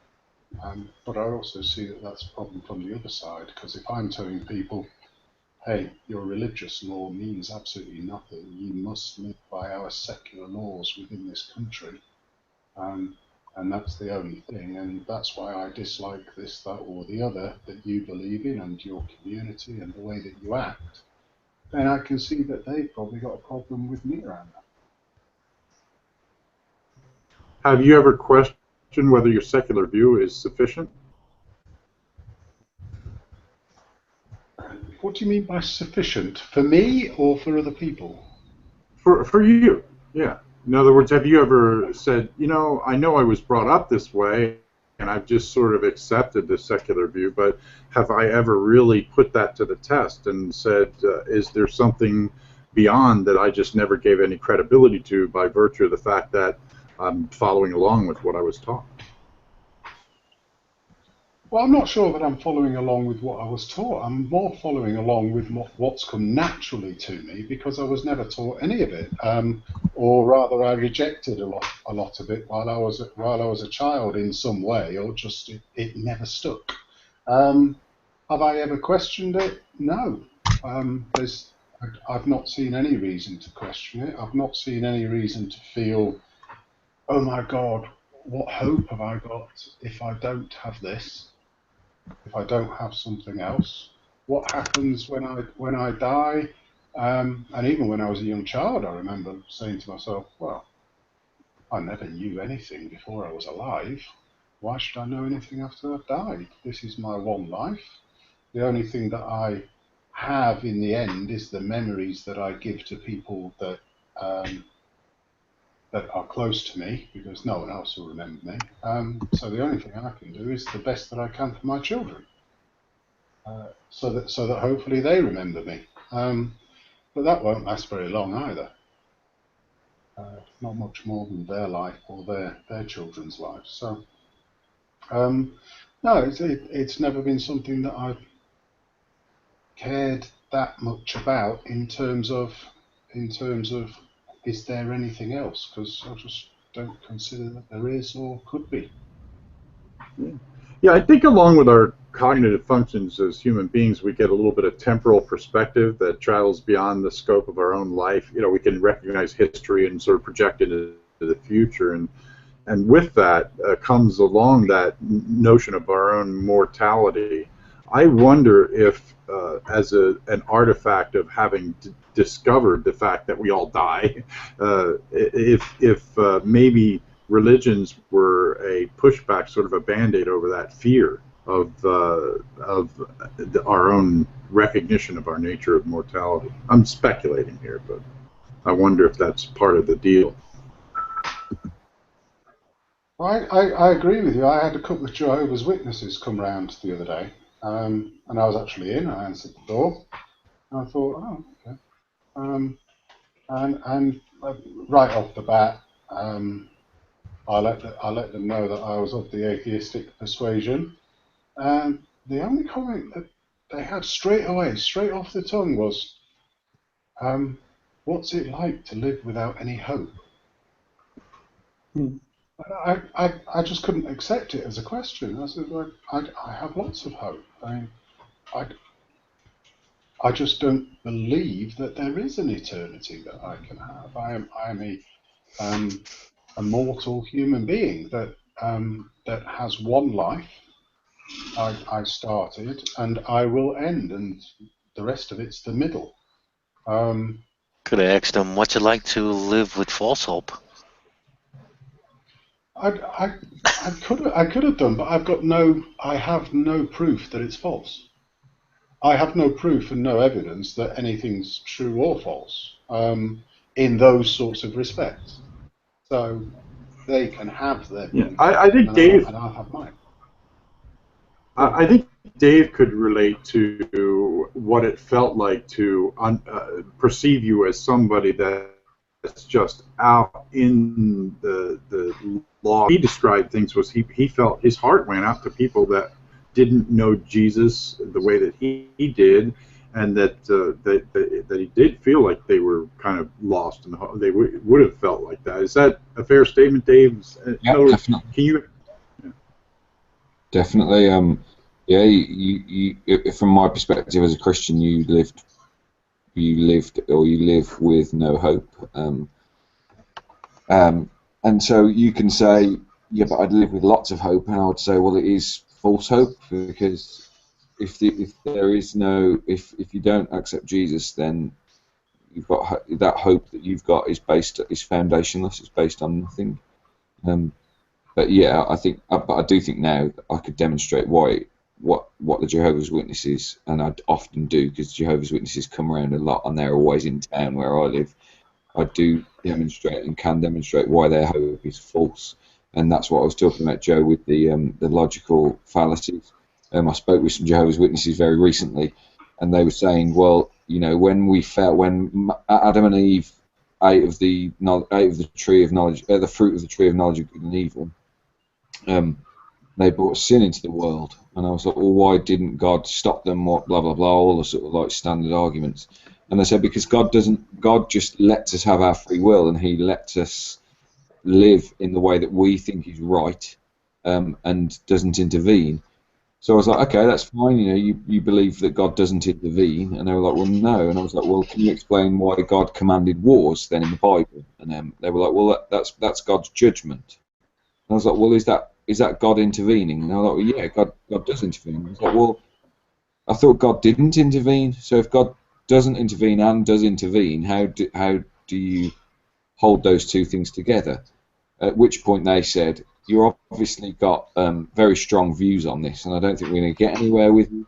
And I said, well, that's fine if you think that the point of this conversation is that you've got to get somewhere with me, but don't you think I'm getting somewhere with you because I've just pointed out a major flaw in your philosophy?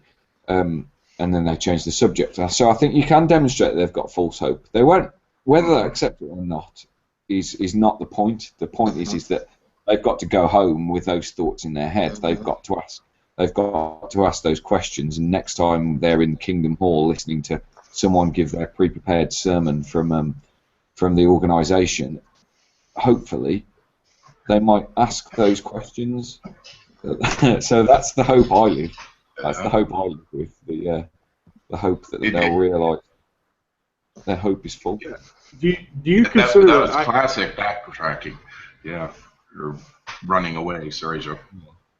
No problem. I was just going to ask, do you consider the social cost of someone questioning their belief? If somebody's whole lifestyle is built up on, I think it was, I forget, James, maybe you remember, somebody was making the point that I don't necessarily look backwards and feel the need to undermine someone's belief structure, because I know that there's more than that connected to it. So, for instance, somebody that's their whole life, their family, their holidays, and all of that are built around this religious structure. Lyrical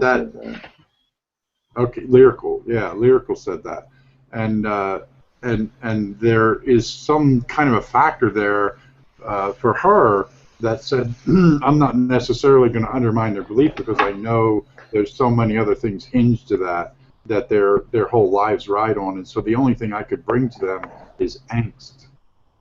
It wouldn't change their life. It would just put a burr in their saddle.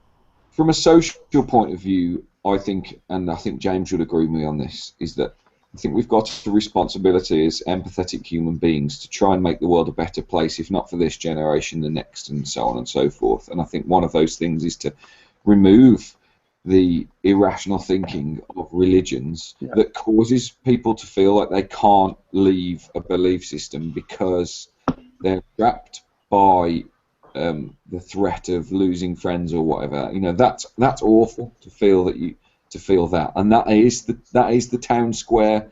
That is the beheadings in the town square, just from a more social point of view than a physical. So it's a social threat rather than a physical threat.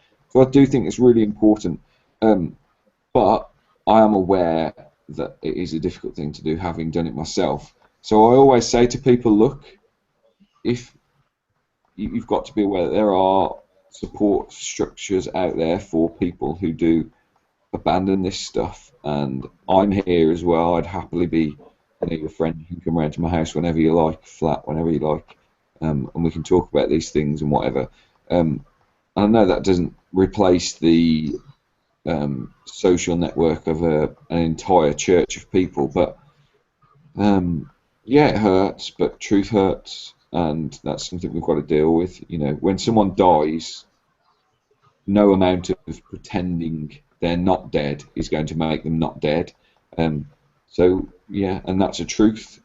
People die, and it's like that, isn't it? We've got to challenge. We've got to. I think it's safe to say that the Jehovah's Witnesses actually use the social order as a weapon, because they still practice shunning.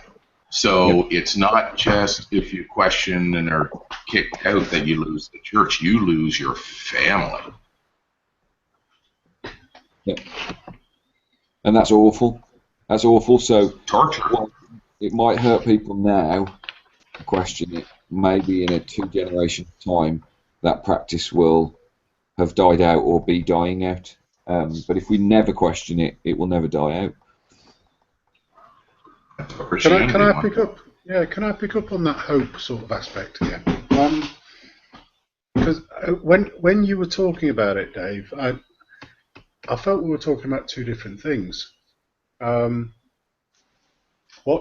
I felt your argument was that parts of their belief system, their general belief system, were either contradictory or they didn't know it well enough to be able to give the right answers so that you wouldn't have been able to make those arguments. Whereas the hope that I was talking about was about the hope of afterlife and eternity. And so that links in again with what you then said, which was about the social structure. So if you try to leave the belief system,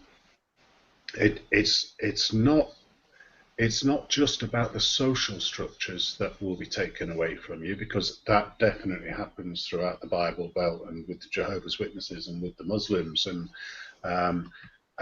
whatever. But it's about that post-death hope as well that they are really, really pushing into people, and it's the indoctrination from birth of people who don't believe will go to hell.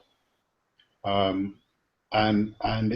think there's those two bits that are pulling. One is losing all of your friends and losing all of your social structures and having to leave the area and start all over again. But the other is, what about after you've died? And I think that has a very strong pull on a lot of people who are not necessarily strong enough within themselves to say to themselves and to stay sane, I have only this life. I need to do as much in it and for the best that I can do within it. And then they've got all of these other things that push on them about what they've been indoctrinated with. So if you don't have belief, you've got no morals, you've got no compass, you don't know what's right and wrong, and etc., etc. And it's those sorts of things that I have a concern about, wider than just the social aspect. Yeah, I agree. It's a classic abusive relationship, isn't it? I mean, it enslaves you. It's the old bait and hook, where you have to not only give up the bait, but the line. And the hell, the afterlife is the line. Because where is your connection to the universe? Right? As an individual, where do you make your mark? And that is the big fear tied in with that. And that's why the fear of death and hell and that is also tied to social structure. slave is a good term. It's Very a term good. that Yeah. it's a term that Paul used consistently throughout his epistles. In a lot of the translations, they've moved away from using the word slave and they use the word servant. But in a lot of cases, if you look at the original Greek, it is the word slave that he used. And it was very strong. You are a slave to God. You are a slave to Jesus. You are a slave to this religion. The term used most often is bond servant or bond slave. Yeah. You're indebted. Yes, you owe. It's an owing, and you can't ever get out of it. Yeah, you're indentured servant, but in a slave mentality. Don't use that term. That's not a biblical concept. That's a G-man. Yeah, no, I understand that, but I'm not as academic as others. All the references to slavery in the Bible have nothing to do with willingness on the part of the one being enslaved. Well, it is kind of in a backdoor sort of way implied because you have free will, right? So in one way, indentured servitude is a valid description, but you also have to lock in the slavery with it as well, because it's both going on. The indentured servitude only works when you're talking about Hebrews slaves being held slaves by other Hebrews.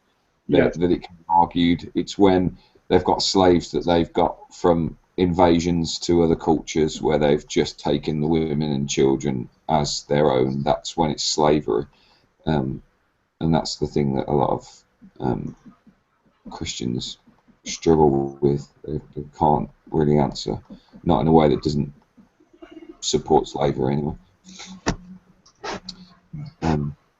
No, I understand why the use of indentured servant is kind of, explosive in a way. Not the right word, I know, but I'm still struggling with focus. But it's an element of that within there for you to have your own free will to say that you will be a slave. Mm-hmm. Yeah, at the time that was being used, at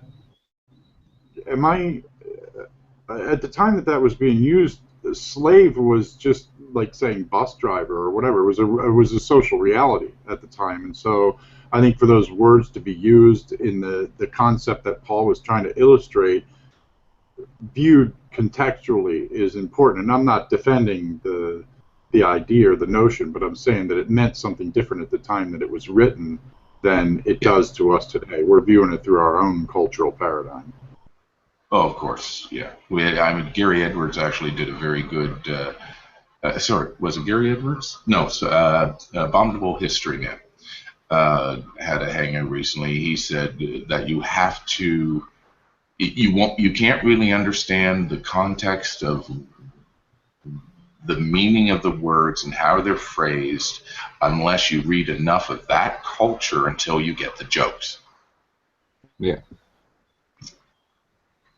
Yeah, we have to get into that paradigm. Yeah, we have to get into that headspace. We have to learn the headspace because hindsight's great, but right. I think that same thing is true for cross-cultural understandings too. That we have a tendency to view the behaviors of one culture or another through our own local cultural paradigm, as opposed to being a little bit more understanding and pluralistic. I forget who it was that said, if you want an education, travel.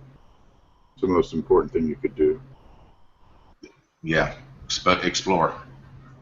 Yeah, well, the internet has, I know, expanded my concept. Like, for me, I grew up in America, and so my understanding of the word cunt was quite a bit different than the British understanding of the word. Because over here, that is, you don't use that word at all unless it's the C word, right? And over there, it's like, you want some breakfast? So. Serve me up some pancakes, you dirty cunt.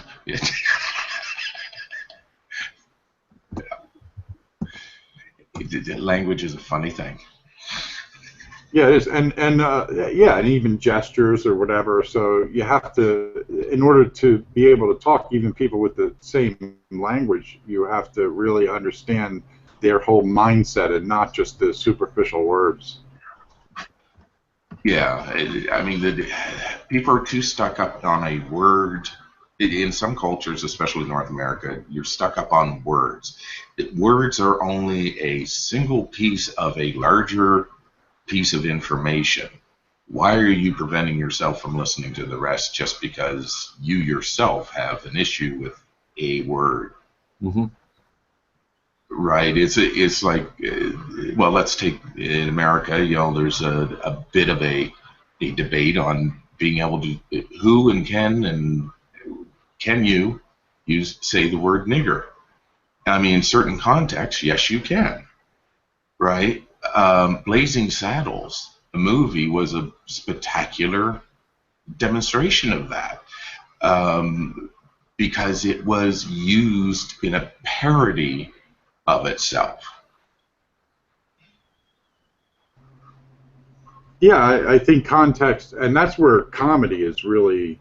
We were talking about that earlier. Is that you have to have a certain context, so you can't just a joke that works here won't work there. If you have a trust relationship with somebody, they're going to get it. Where if you said it somewhere, like me, I can make bald jokes, but Dave, no way. Do not make bald jokes. I will take offense. Look at that! Look at that crop of hair growing out of your head. It's luxurious and pissing me off just looking at it. So, Joe, take heart, because look at that high forehead. He's probably going to go your way eventually. So. That high forehead. Look at that. That's beautiful. There's no receding hairline. Nothing. It's beautiful. No. Wait. You got a storm moving up the isthmus of.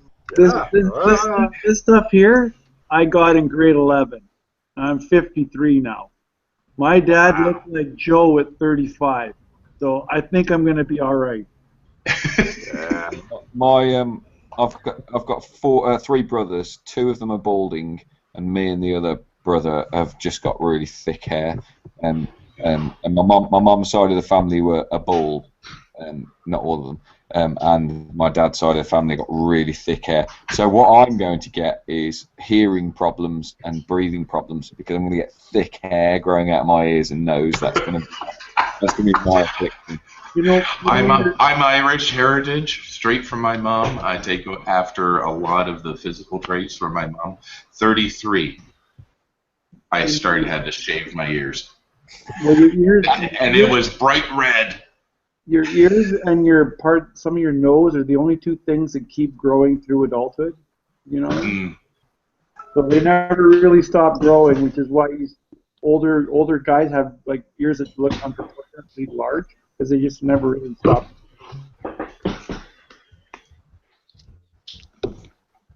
This guy, I'm about to show you this guy who's died recently, a very famous English radio presenter, Terry Wogan. His ears were massive, absolutely massive. I'm just going to, they grew so long, I'm just going to try and find it. Somebody stuck a tribble in his ear.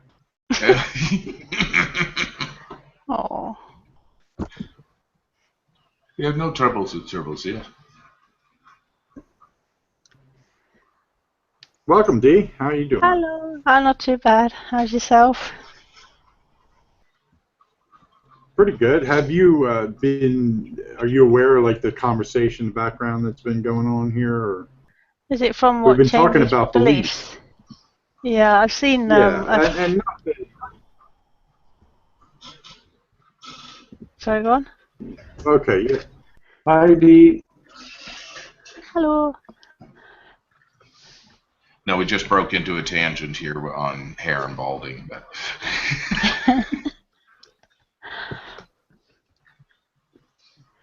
Poor Dave was getting picked on. Dave was getting. Oh, is that because he's got hair? Yeah, it's because of It hair. isn't grey yet.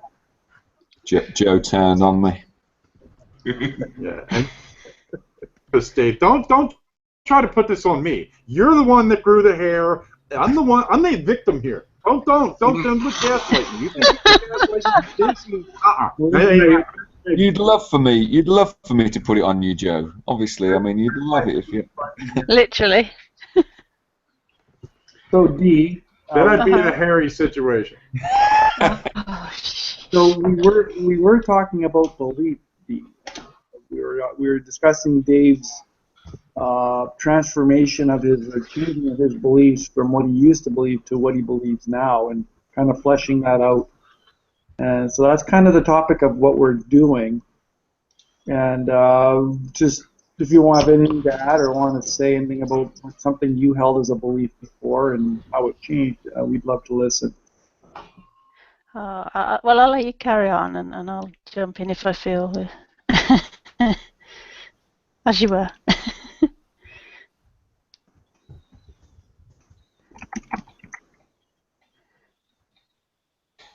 Yes. Okay, well, I'm gonna drop out now because I've got 30 books to mark for tomorrow. So thanks for having me, and I've had a really good time, and maybe I'll be around in a few hours. But yeah, great stuff, and I look forward to the sort of final video. Mostly just to be interested to see how much of me you cut out, really. But yeah. Well, we leave the original taping up as well as the final video, so that they're on two different channels. You'll be able to compare. Okay, cool. All right. See you later. Thanks very much. Bye, Dave. Take care. Bye. Thank you. Yeah, I think that's important to leave the original up to the taping, because that way, if somebody wants to dig deeper, they can, and also if the meaning is changed because of the edits, then you can see. Good journalism, always leave your raw data untouched. Good science, too. And a good way to debunk conspiracy theories. I don't know. I don't know if there is a good way to debunk. You know, some people that hook onto an idea, and then that's it. That there is everything else from that point is just an ideological immune system that keeps all pathogens out, and sometimes the pathogens are facts. I think you could be right there. Well, kind of like what Dave was talking about with the Jehovah's Witnesses. He was talking about that he had recently engaged. That as soon as they realized that he was making points, they started shuffling the back out of there in language, and I'm sure physicality as well. Yeah, I can imagine that they probably walked out of that with a little bit of a black eye.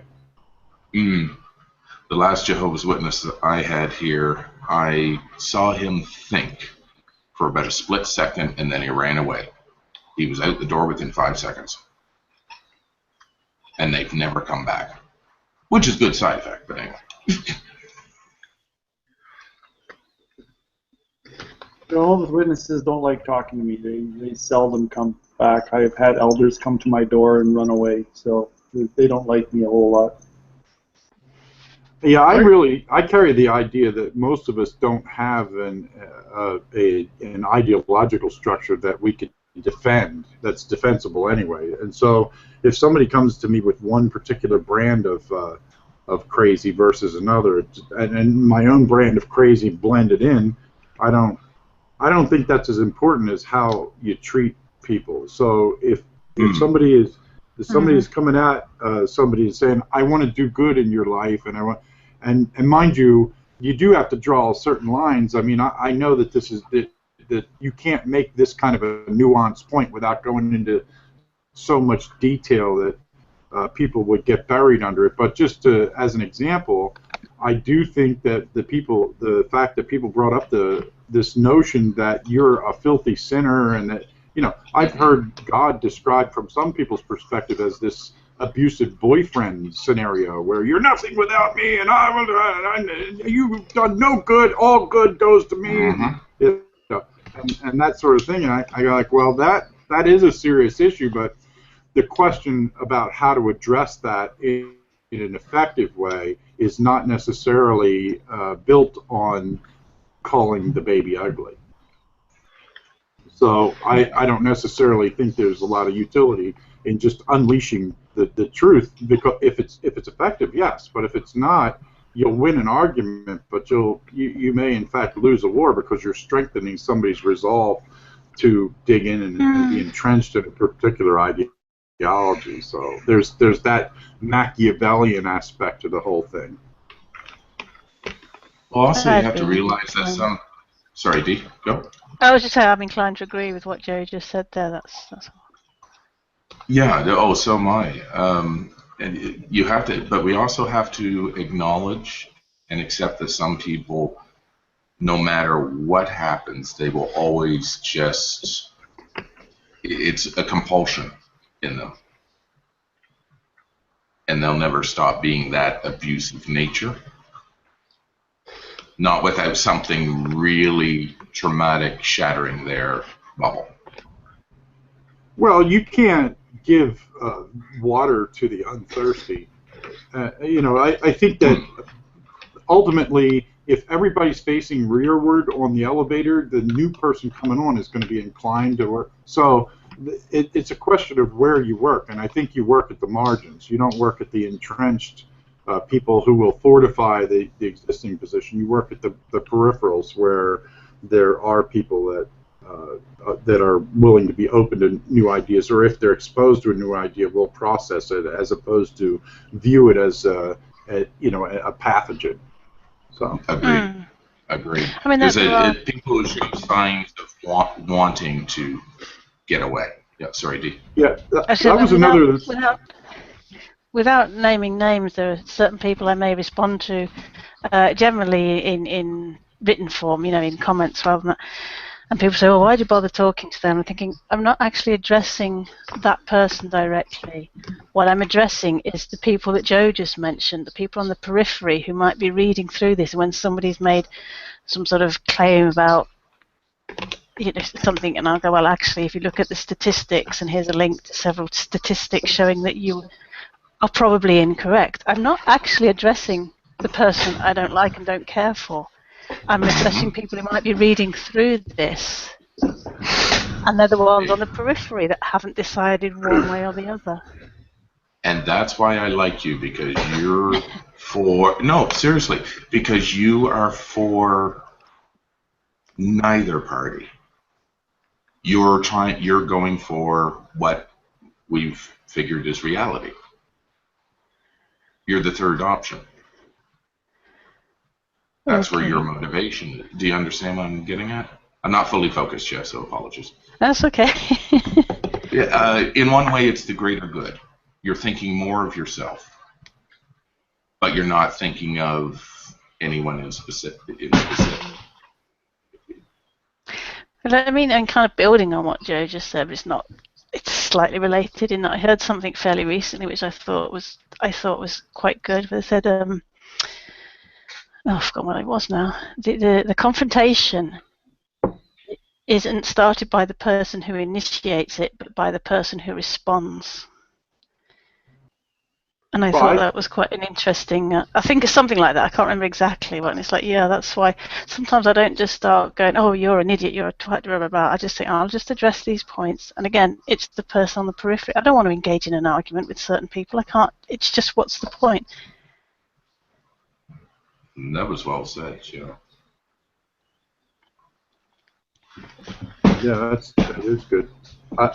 I wonder, one of the themes that I heard spoken from people who discussed their conversion story was that the people that were most influential in terms of being able to get an idea across the divide, so to speak, were those that were not wagging fingers, but those that had an underlying emotional prosody of concern. That you could see it in their eyes, I think, is one of the statements that was made, that they really cared and that they were sharing, and they weren't necessarily calling it out, but they didn't necessarily call me out on my existing belief paradigm and wag a finger at me, but you could see the look of concern, and that was what inspired the question far more than an active,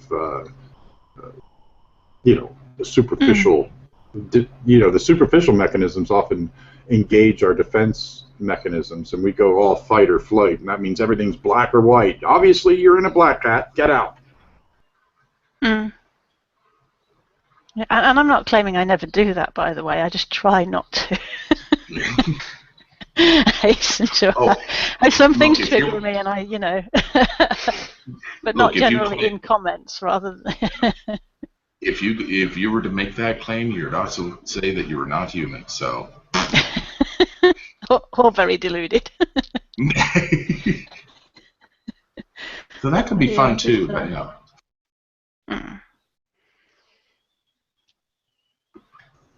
Well, I'm like you, Dee. There are sometimes I'll engage, not necessarily in a hangout, but in comments. I find myself responding to the people who are reading them, not the person that's I'm responding to, because they are never going to get it. But if they're allowed to just keep spewing their bullshit, people will never understand the difference. So I spend a lot of time doing that, because I don't have a lot of tolerance for people who are willingly wanting to hold on to an ignorant position and aren't willing to listen to another side. Do you think it's a matter of willing? I mean, you're using the word willing as if I'm understanding willing to be they know they're wrong, but they're holding it anyway, kind of willing. Or do you mean some other kind of willing? I really believe there are a lot of people who hold very belligerent views that know that their position is wrong, but they're so stuck they can't see a way out. So they violently defend it, because that's what people do who hold unrational positions. They have to be aggressive in their defense, because you can't touch my thinking, you can't touch what I believe, because I have to believe it. I see a lot of that. They shut down their listening. Yeah, they have to. They have to protect their belief system. Yeah, I guess it's that cognitive dissonance, isn't it? Where I think so, yeah. There was actually a hangout with... Sorry, Dee, go. No, that's okay. Carry on. There was a recent hang. I can't remember whose it was. I hope it comes back to me. But there was a gentleman in there, and he was, quote-unquote, from Facebook, and talking about certain beliefs. And the whole look of him was that glazed look of, you guys are bullshit. I'm the one that's got the truth. And, he was just smiling. It was that smile. Yeah, J.D. Kane had a Talking Shit Tuesday with a guy that he invited from his Facebook group. It may have been the after that I joined. Oh, he was in the after show. Yes, the guy was there for the after show. Yeah, I think that's what it was. Yes, Drag was there, and yeah. But yeah, you could just see in his face that he was just not listening. Not there. He was hearing words, so he could throw them back, but there was no listening. Nothing was getting through. It was yeah, and that's what I'm interesting to view. About. Yeah, I think that sometimes when you get into if you view a threat, your mind goes into this mode where there are no shades of gray. There is black and white, and then you go into this mode, and then you're going to project. Well, this person is obviously trying to lead me into, and it happens on both sides. I see somebody that says, "Isn't it weird that reality has conscious beings in it?" You're going, "Oh, the ID design hackles are going up, and we better squash down whatever point they're making, even if it's legitimate, because I know where this is going." And that whole ideological immune system comes into play and shuts down the conversation before it can ever flower to anything that is on the terms of understanding, much less growing and learning something. So, and I just think that's how people are. It's not a matter of religious people do that. It's a matter of people do that. You're exactly right, Joe, and I want to point back to an earlier piece of the conversation about getting stuck on words, with the word cunt. It's like if you're stuck on the word, you're not listening to what's around it. And humans do it. Atheist community, religious community, whatever. Yeah. You can hear the tires squeal and burn rubber at the brakes. Yes. Battle! There we go.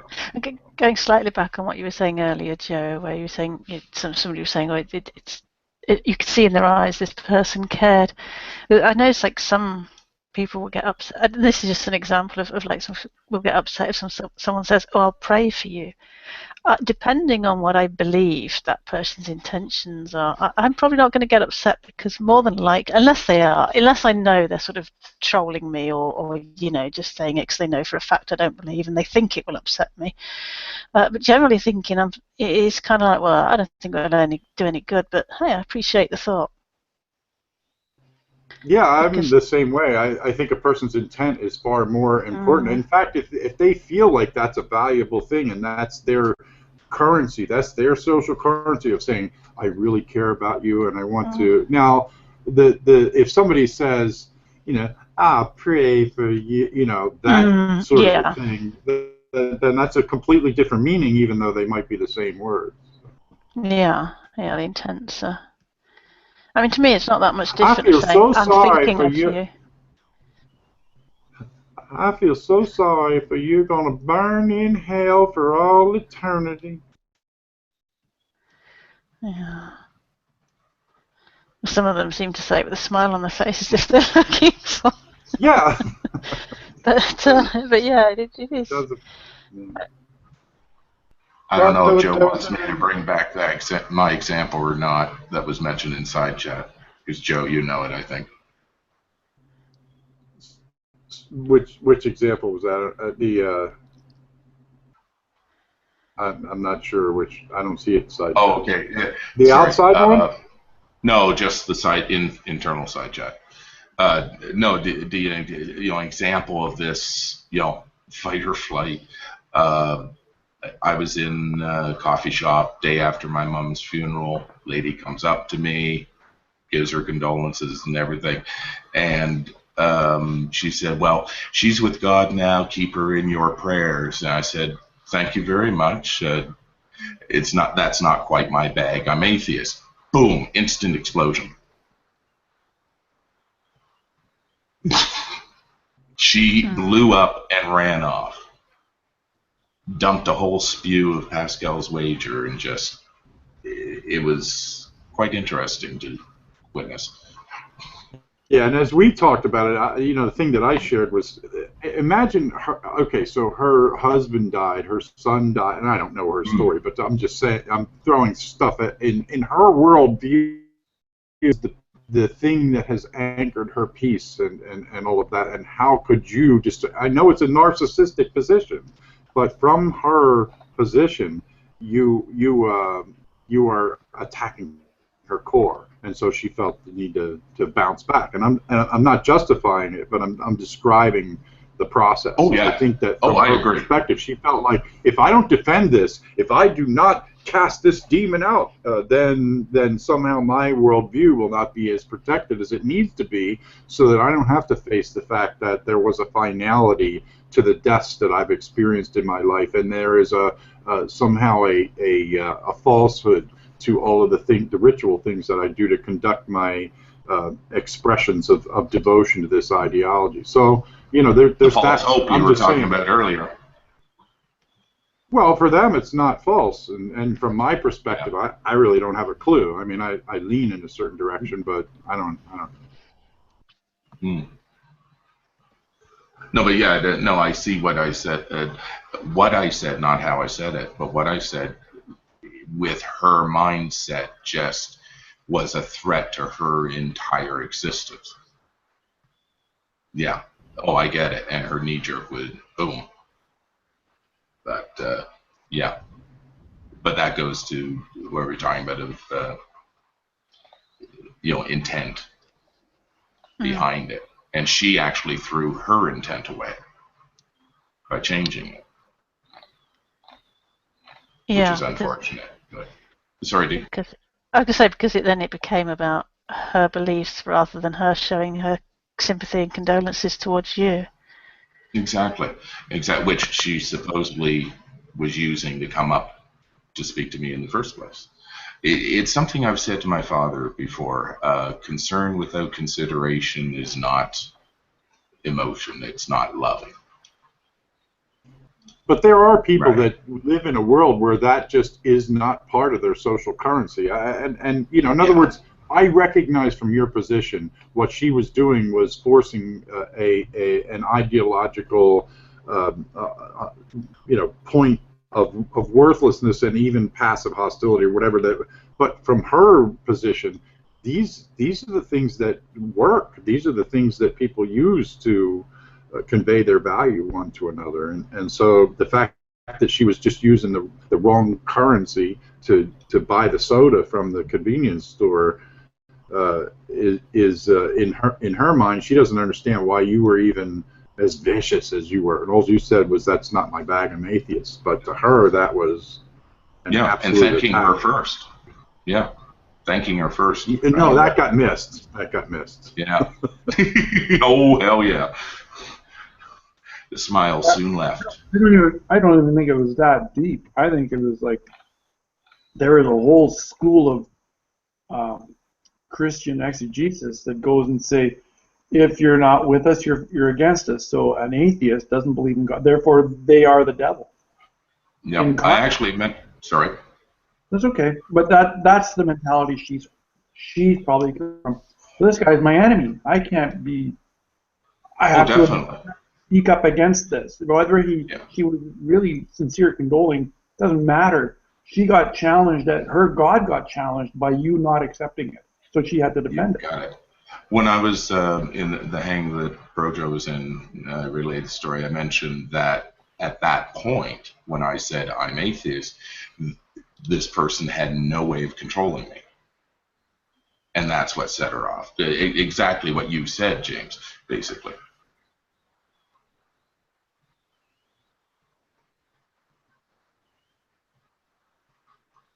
Right, I'm not part of the group, so I'm against the group. Yeah, it's it, and we've talked about that in the course of this discussion too, the in-group out-group thing. Mm-hmm.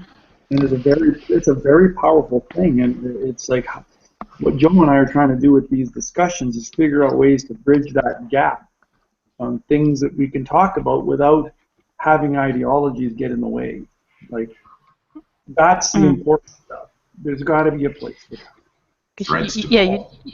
You do get you get people from all sorts of walks of life that have this attitude of, if you're not 100% in step with me, then you're 100% against me. It's like, well, all I said is I don't particularly agree with that. That's right. But there was a hangout. There was a hangout that was on last night that I was listening to while I was playing Minecraft. Minecraft. Yeah, I've only recently to it. And it truly shocked me. It's a guy called Tom Quinlan and GFW, the Gospel in Isaiah. And they were talking for a good few hours about the end of times and how it was very clear that they were very aware that we are actually in the end of times. So conspiracy on top. That's what they were thinking, and they were talking. There was this guy, Tom Quinlan, was talking about how he wished that he could just have a rest and just sit down, but God came down, the Lord came down and told him that he's got to go and do some help work with so-and-so and so-and-so. And it's like, wow, talk about blowing your own trumpet. Really, really strange. But then they started talking about harvesting. Yeah. And I was listening, and I was thinking, no, they can't mean that. They can't mean that. And it was. But what do you mean? Sorry, what do you mean by harvesting? These people felt that they were going to be the harvesters for God during the end times. They would be the ones that sweep up all the bad people and throw them away. As if they've got a scythe, just chopping people off in half and chucking them down into the pits of hell. And they were looking forward to it. Yeah. Yep. It was a very, very strange and quite shocking. Well, there are streams of eschatology that talk about different things that are going to happen at the end, in the end times, and one of them is the mountains are going to fall on people, and hailstones the size of mountains and all this stuff. And there is a couple passages that refer to, at that time, the Jews will come to Christ. That's the There harvest. was a lot of talk about that. Yeah. Yeah, A lot. that's the harvest. It's all about Israel. Right? The house of Israel will return to the Messiah. So it's like, it's just mental gymnastics, but people really believe this stuff. And this is why, for me, I'm an anti-theist. It's like, there's nothing good that comes out of that thinking, because you're automatically set against another group of people just because of who they are. That can't be good. And we see it throughout history. There's just nothing good that comes to that. How do you have a discussion solving world hunger when they don't believe in the same God as you? What's the point? I want to make a point here, just to touch on politics. Forgive me, but let me finish it. Ted Cruz is a dominionist. He comes from that camp of wanting the end times to come so that Jesus arrives and sets everything, quote unquote, right. That's why I'm with James on that camp in the anti-theist side. This is the real damage that beliefs can do, is have people be governing over people in the 21st century who still think 2,000 years ago. I completely agree. I'm going to use difficult, problematic wording, but we're better than that. We know more now. We are more enlightened as a people than we were then. We've evolved as a species beyond that. We've evolved in our thinking. Yes. Not in our physical yet, because we're still basic apes running around trying to figure out what being self-aware is all about. We're getting there, but baby steps. Yeah. It's just, yes, when it comes to politics, I really don't like the idea of voting in people who are going to support policies and wars, etc., that go towards this end times thing. It's like, what? Well, this is what they believe. Wow. And Ted Cruz is the head of the NASA budget committee. Wow. I don't have an issue per se with what they believe as such, but if they're going to use their beliefs as their policies, sorry. That's what they want to do. You can't. Yeah, that's the disconcerting bit for me. Of like, okay.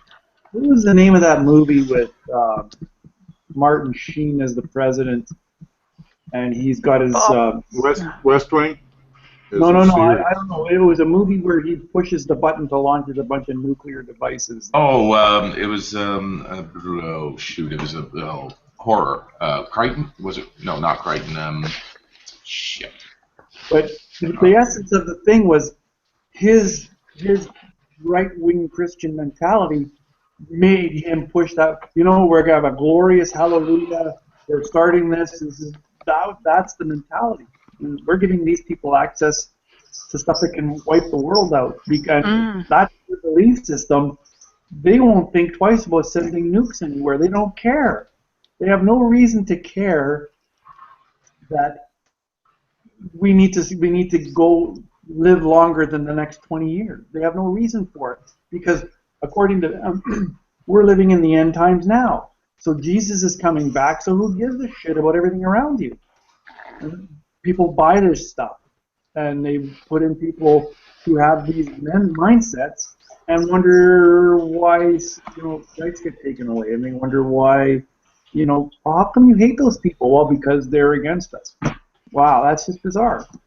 And the movie was The Dead Zone, Joe. Thank you. You caught it before I did. Oh, I didn't know Walken was. Now I'm going to have to find it, because he's one of my favorite actors. I don't think I've seen that. No, it was filmed in I don't know why I said I don't think I've seen that. I know I haven't seen it. Yeah.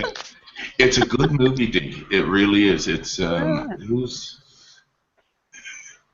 trying to remember what it's based. David Cronenberg. That's who it was. That would make sense.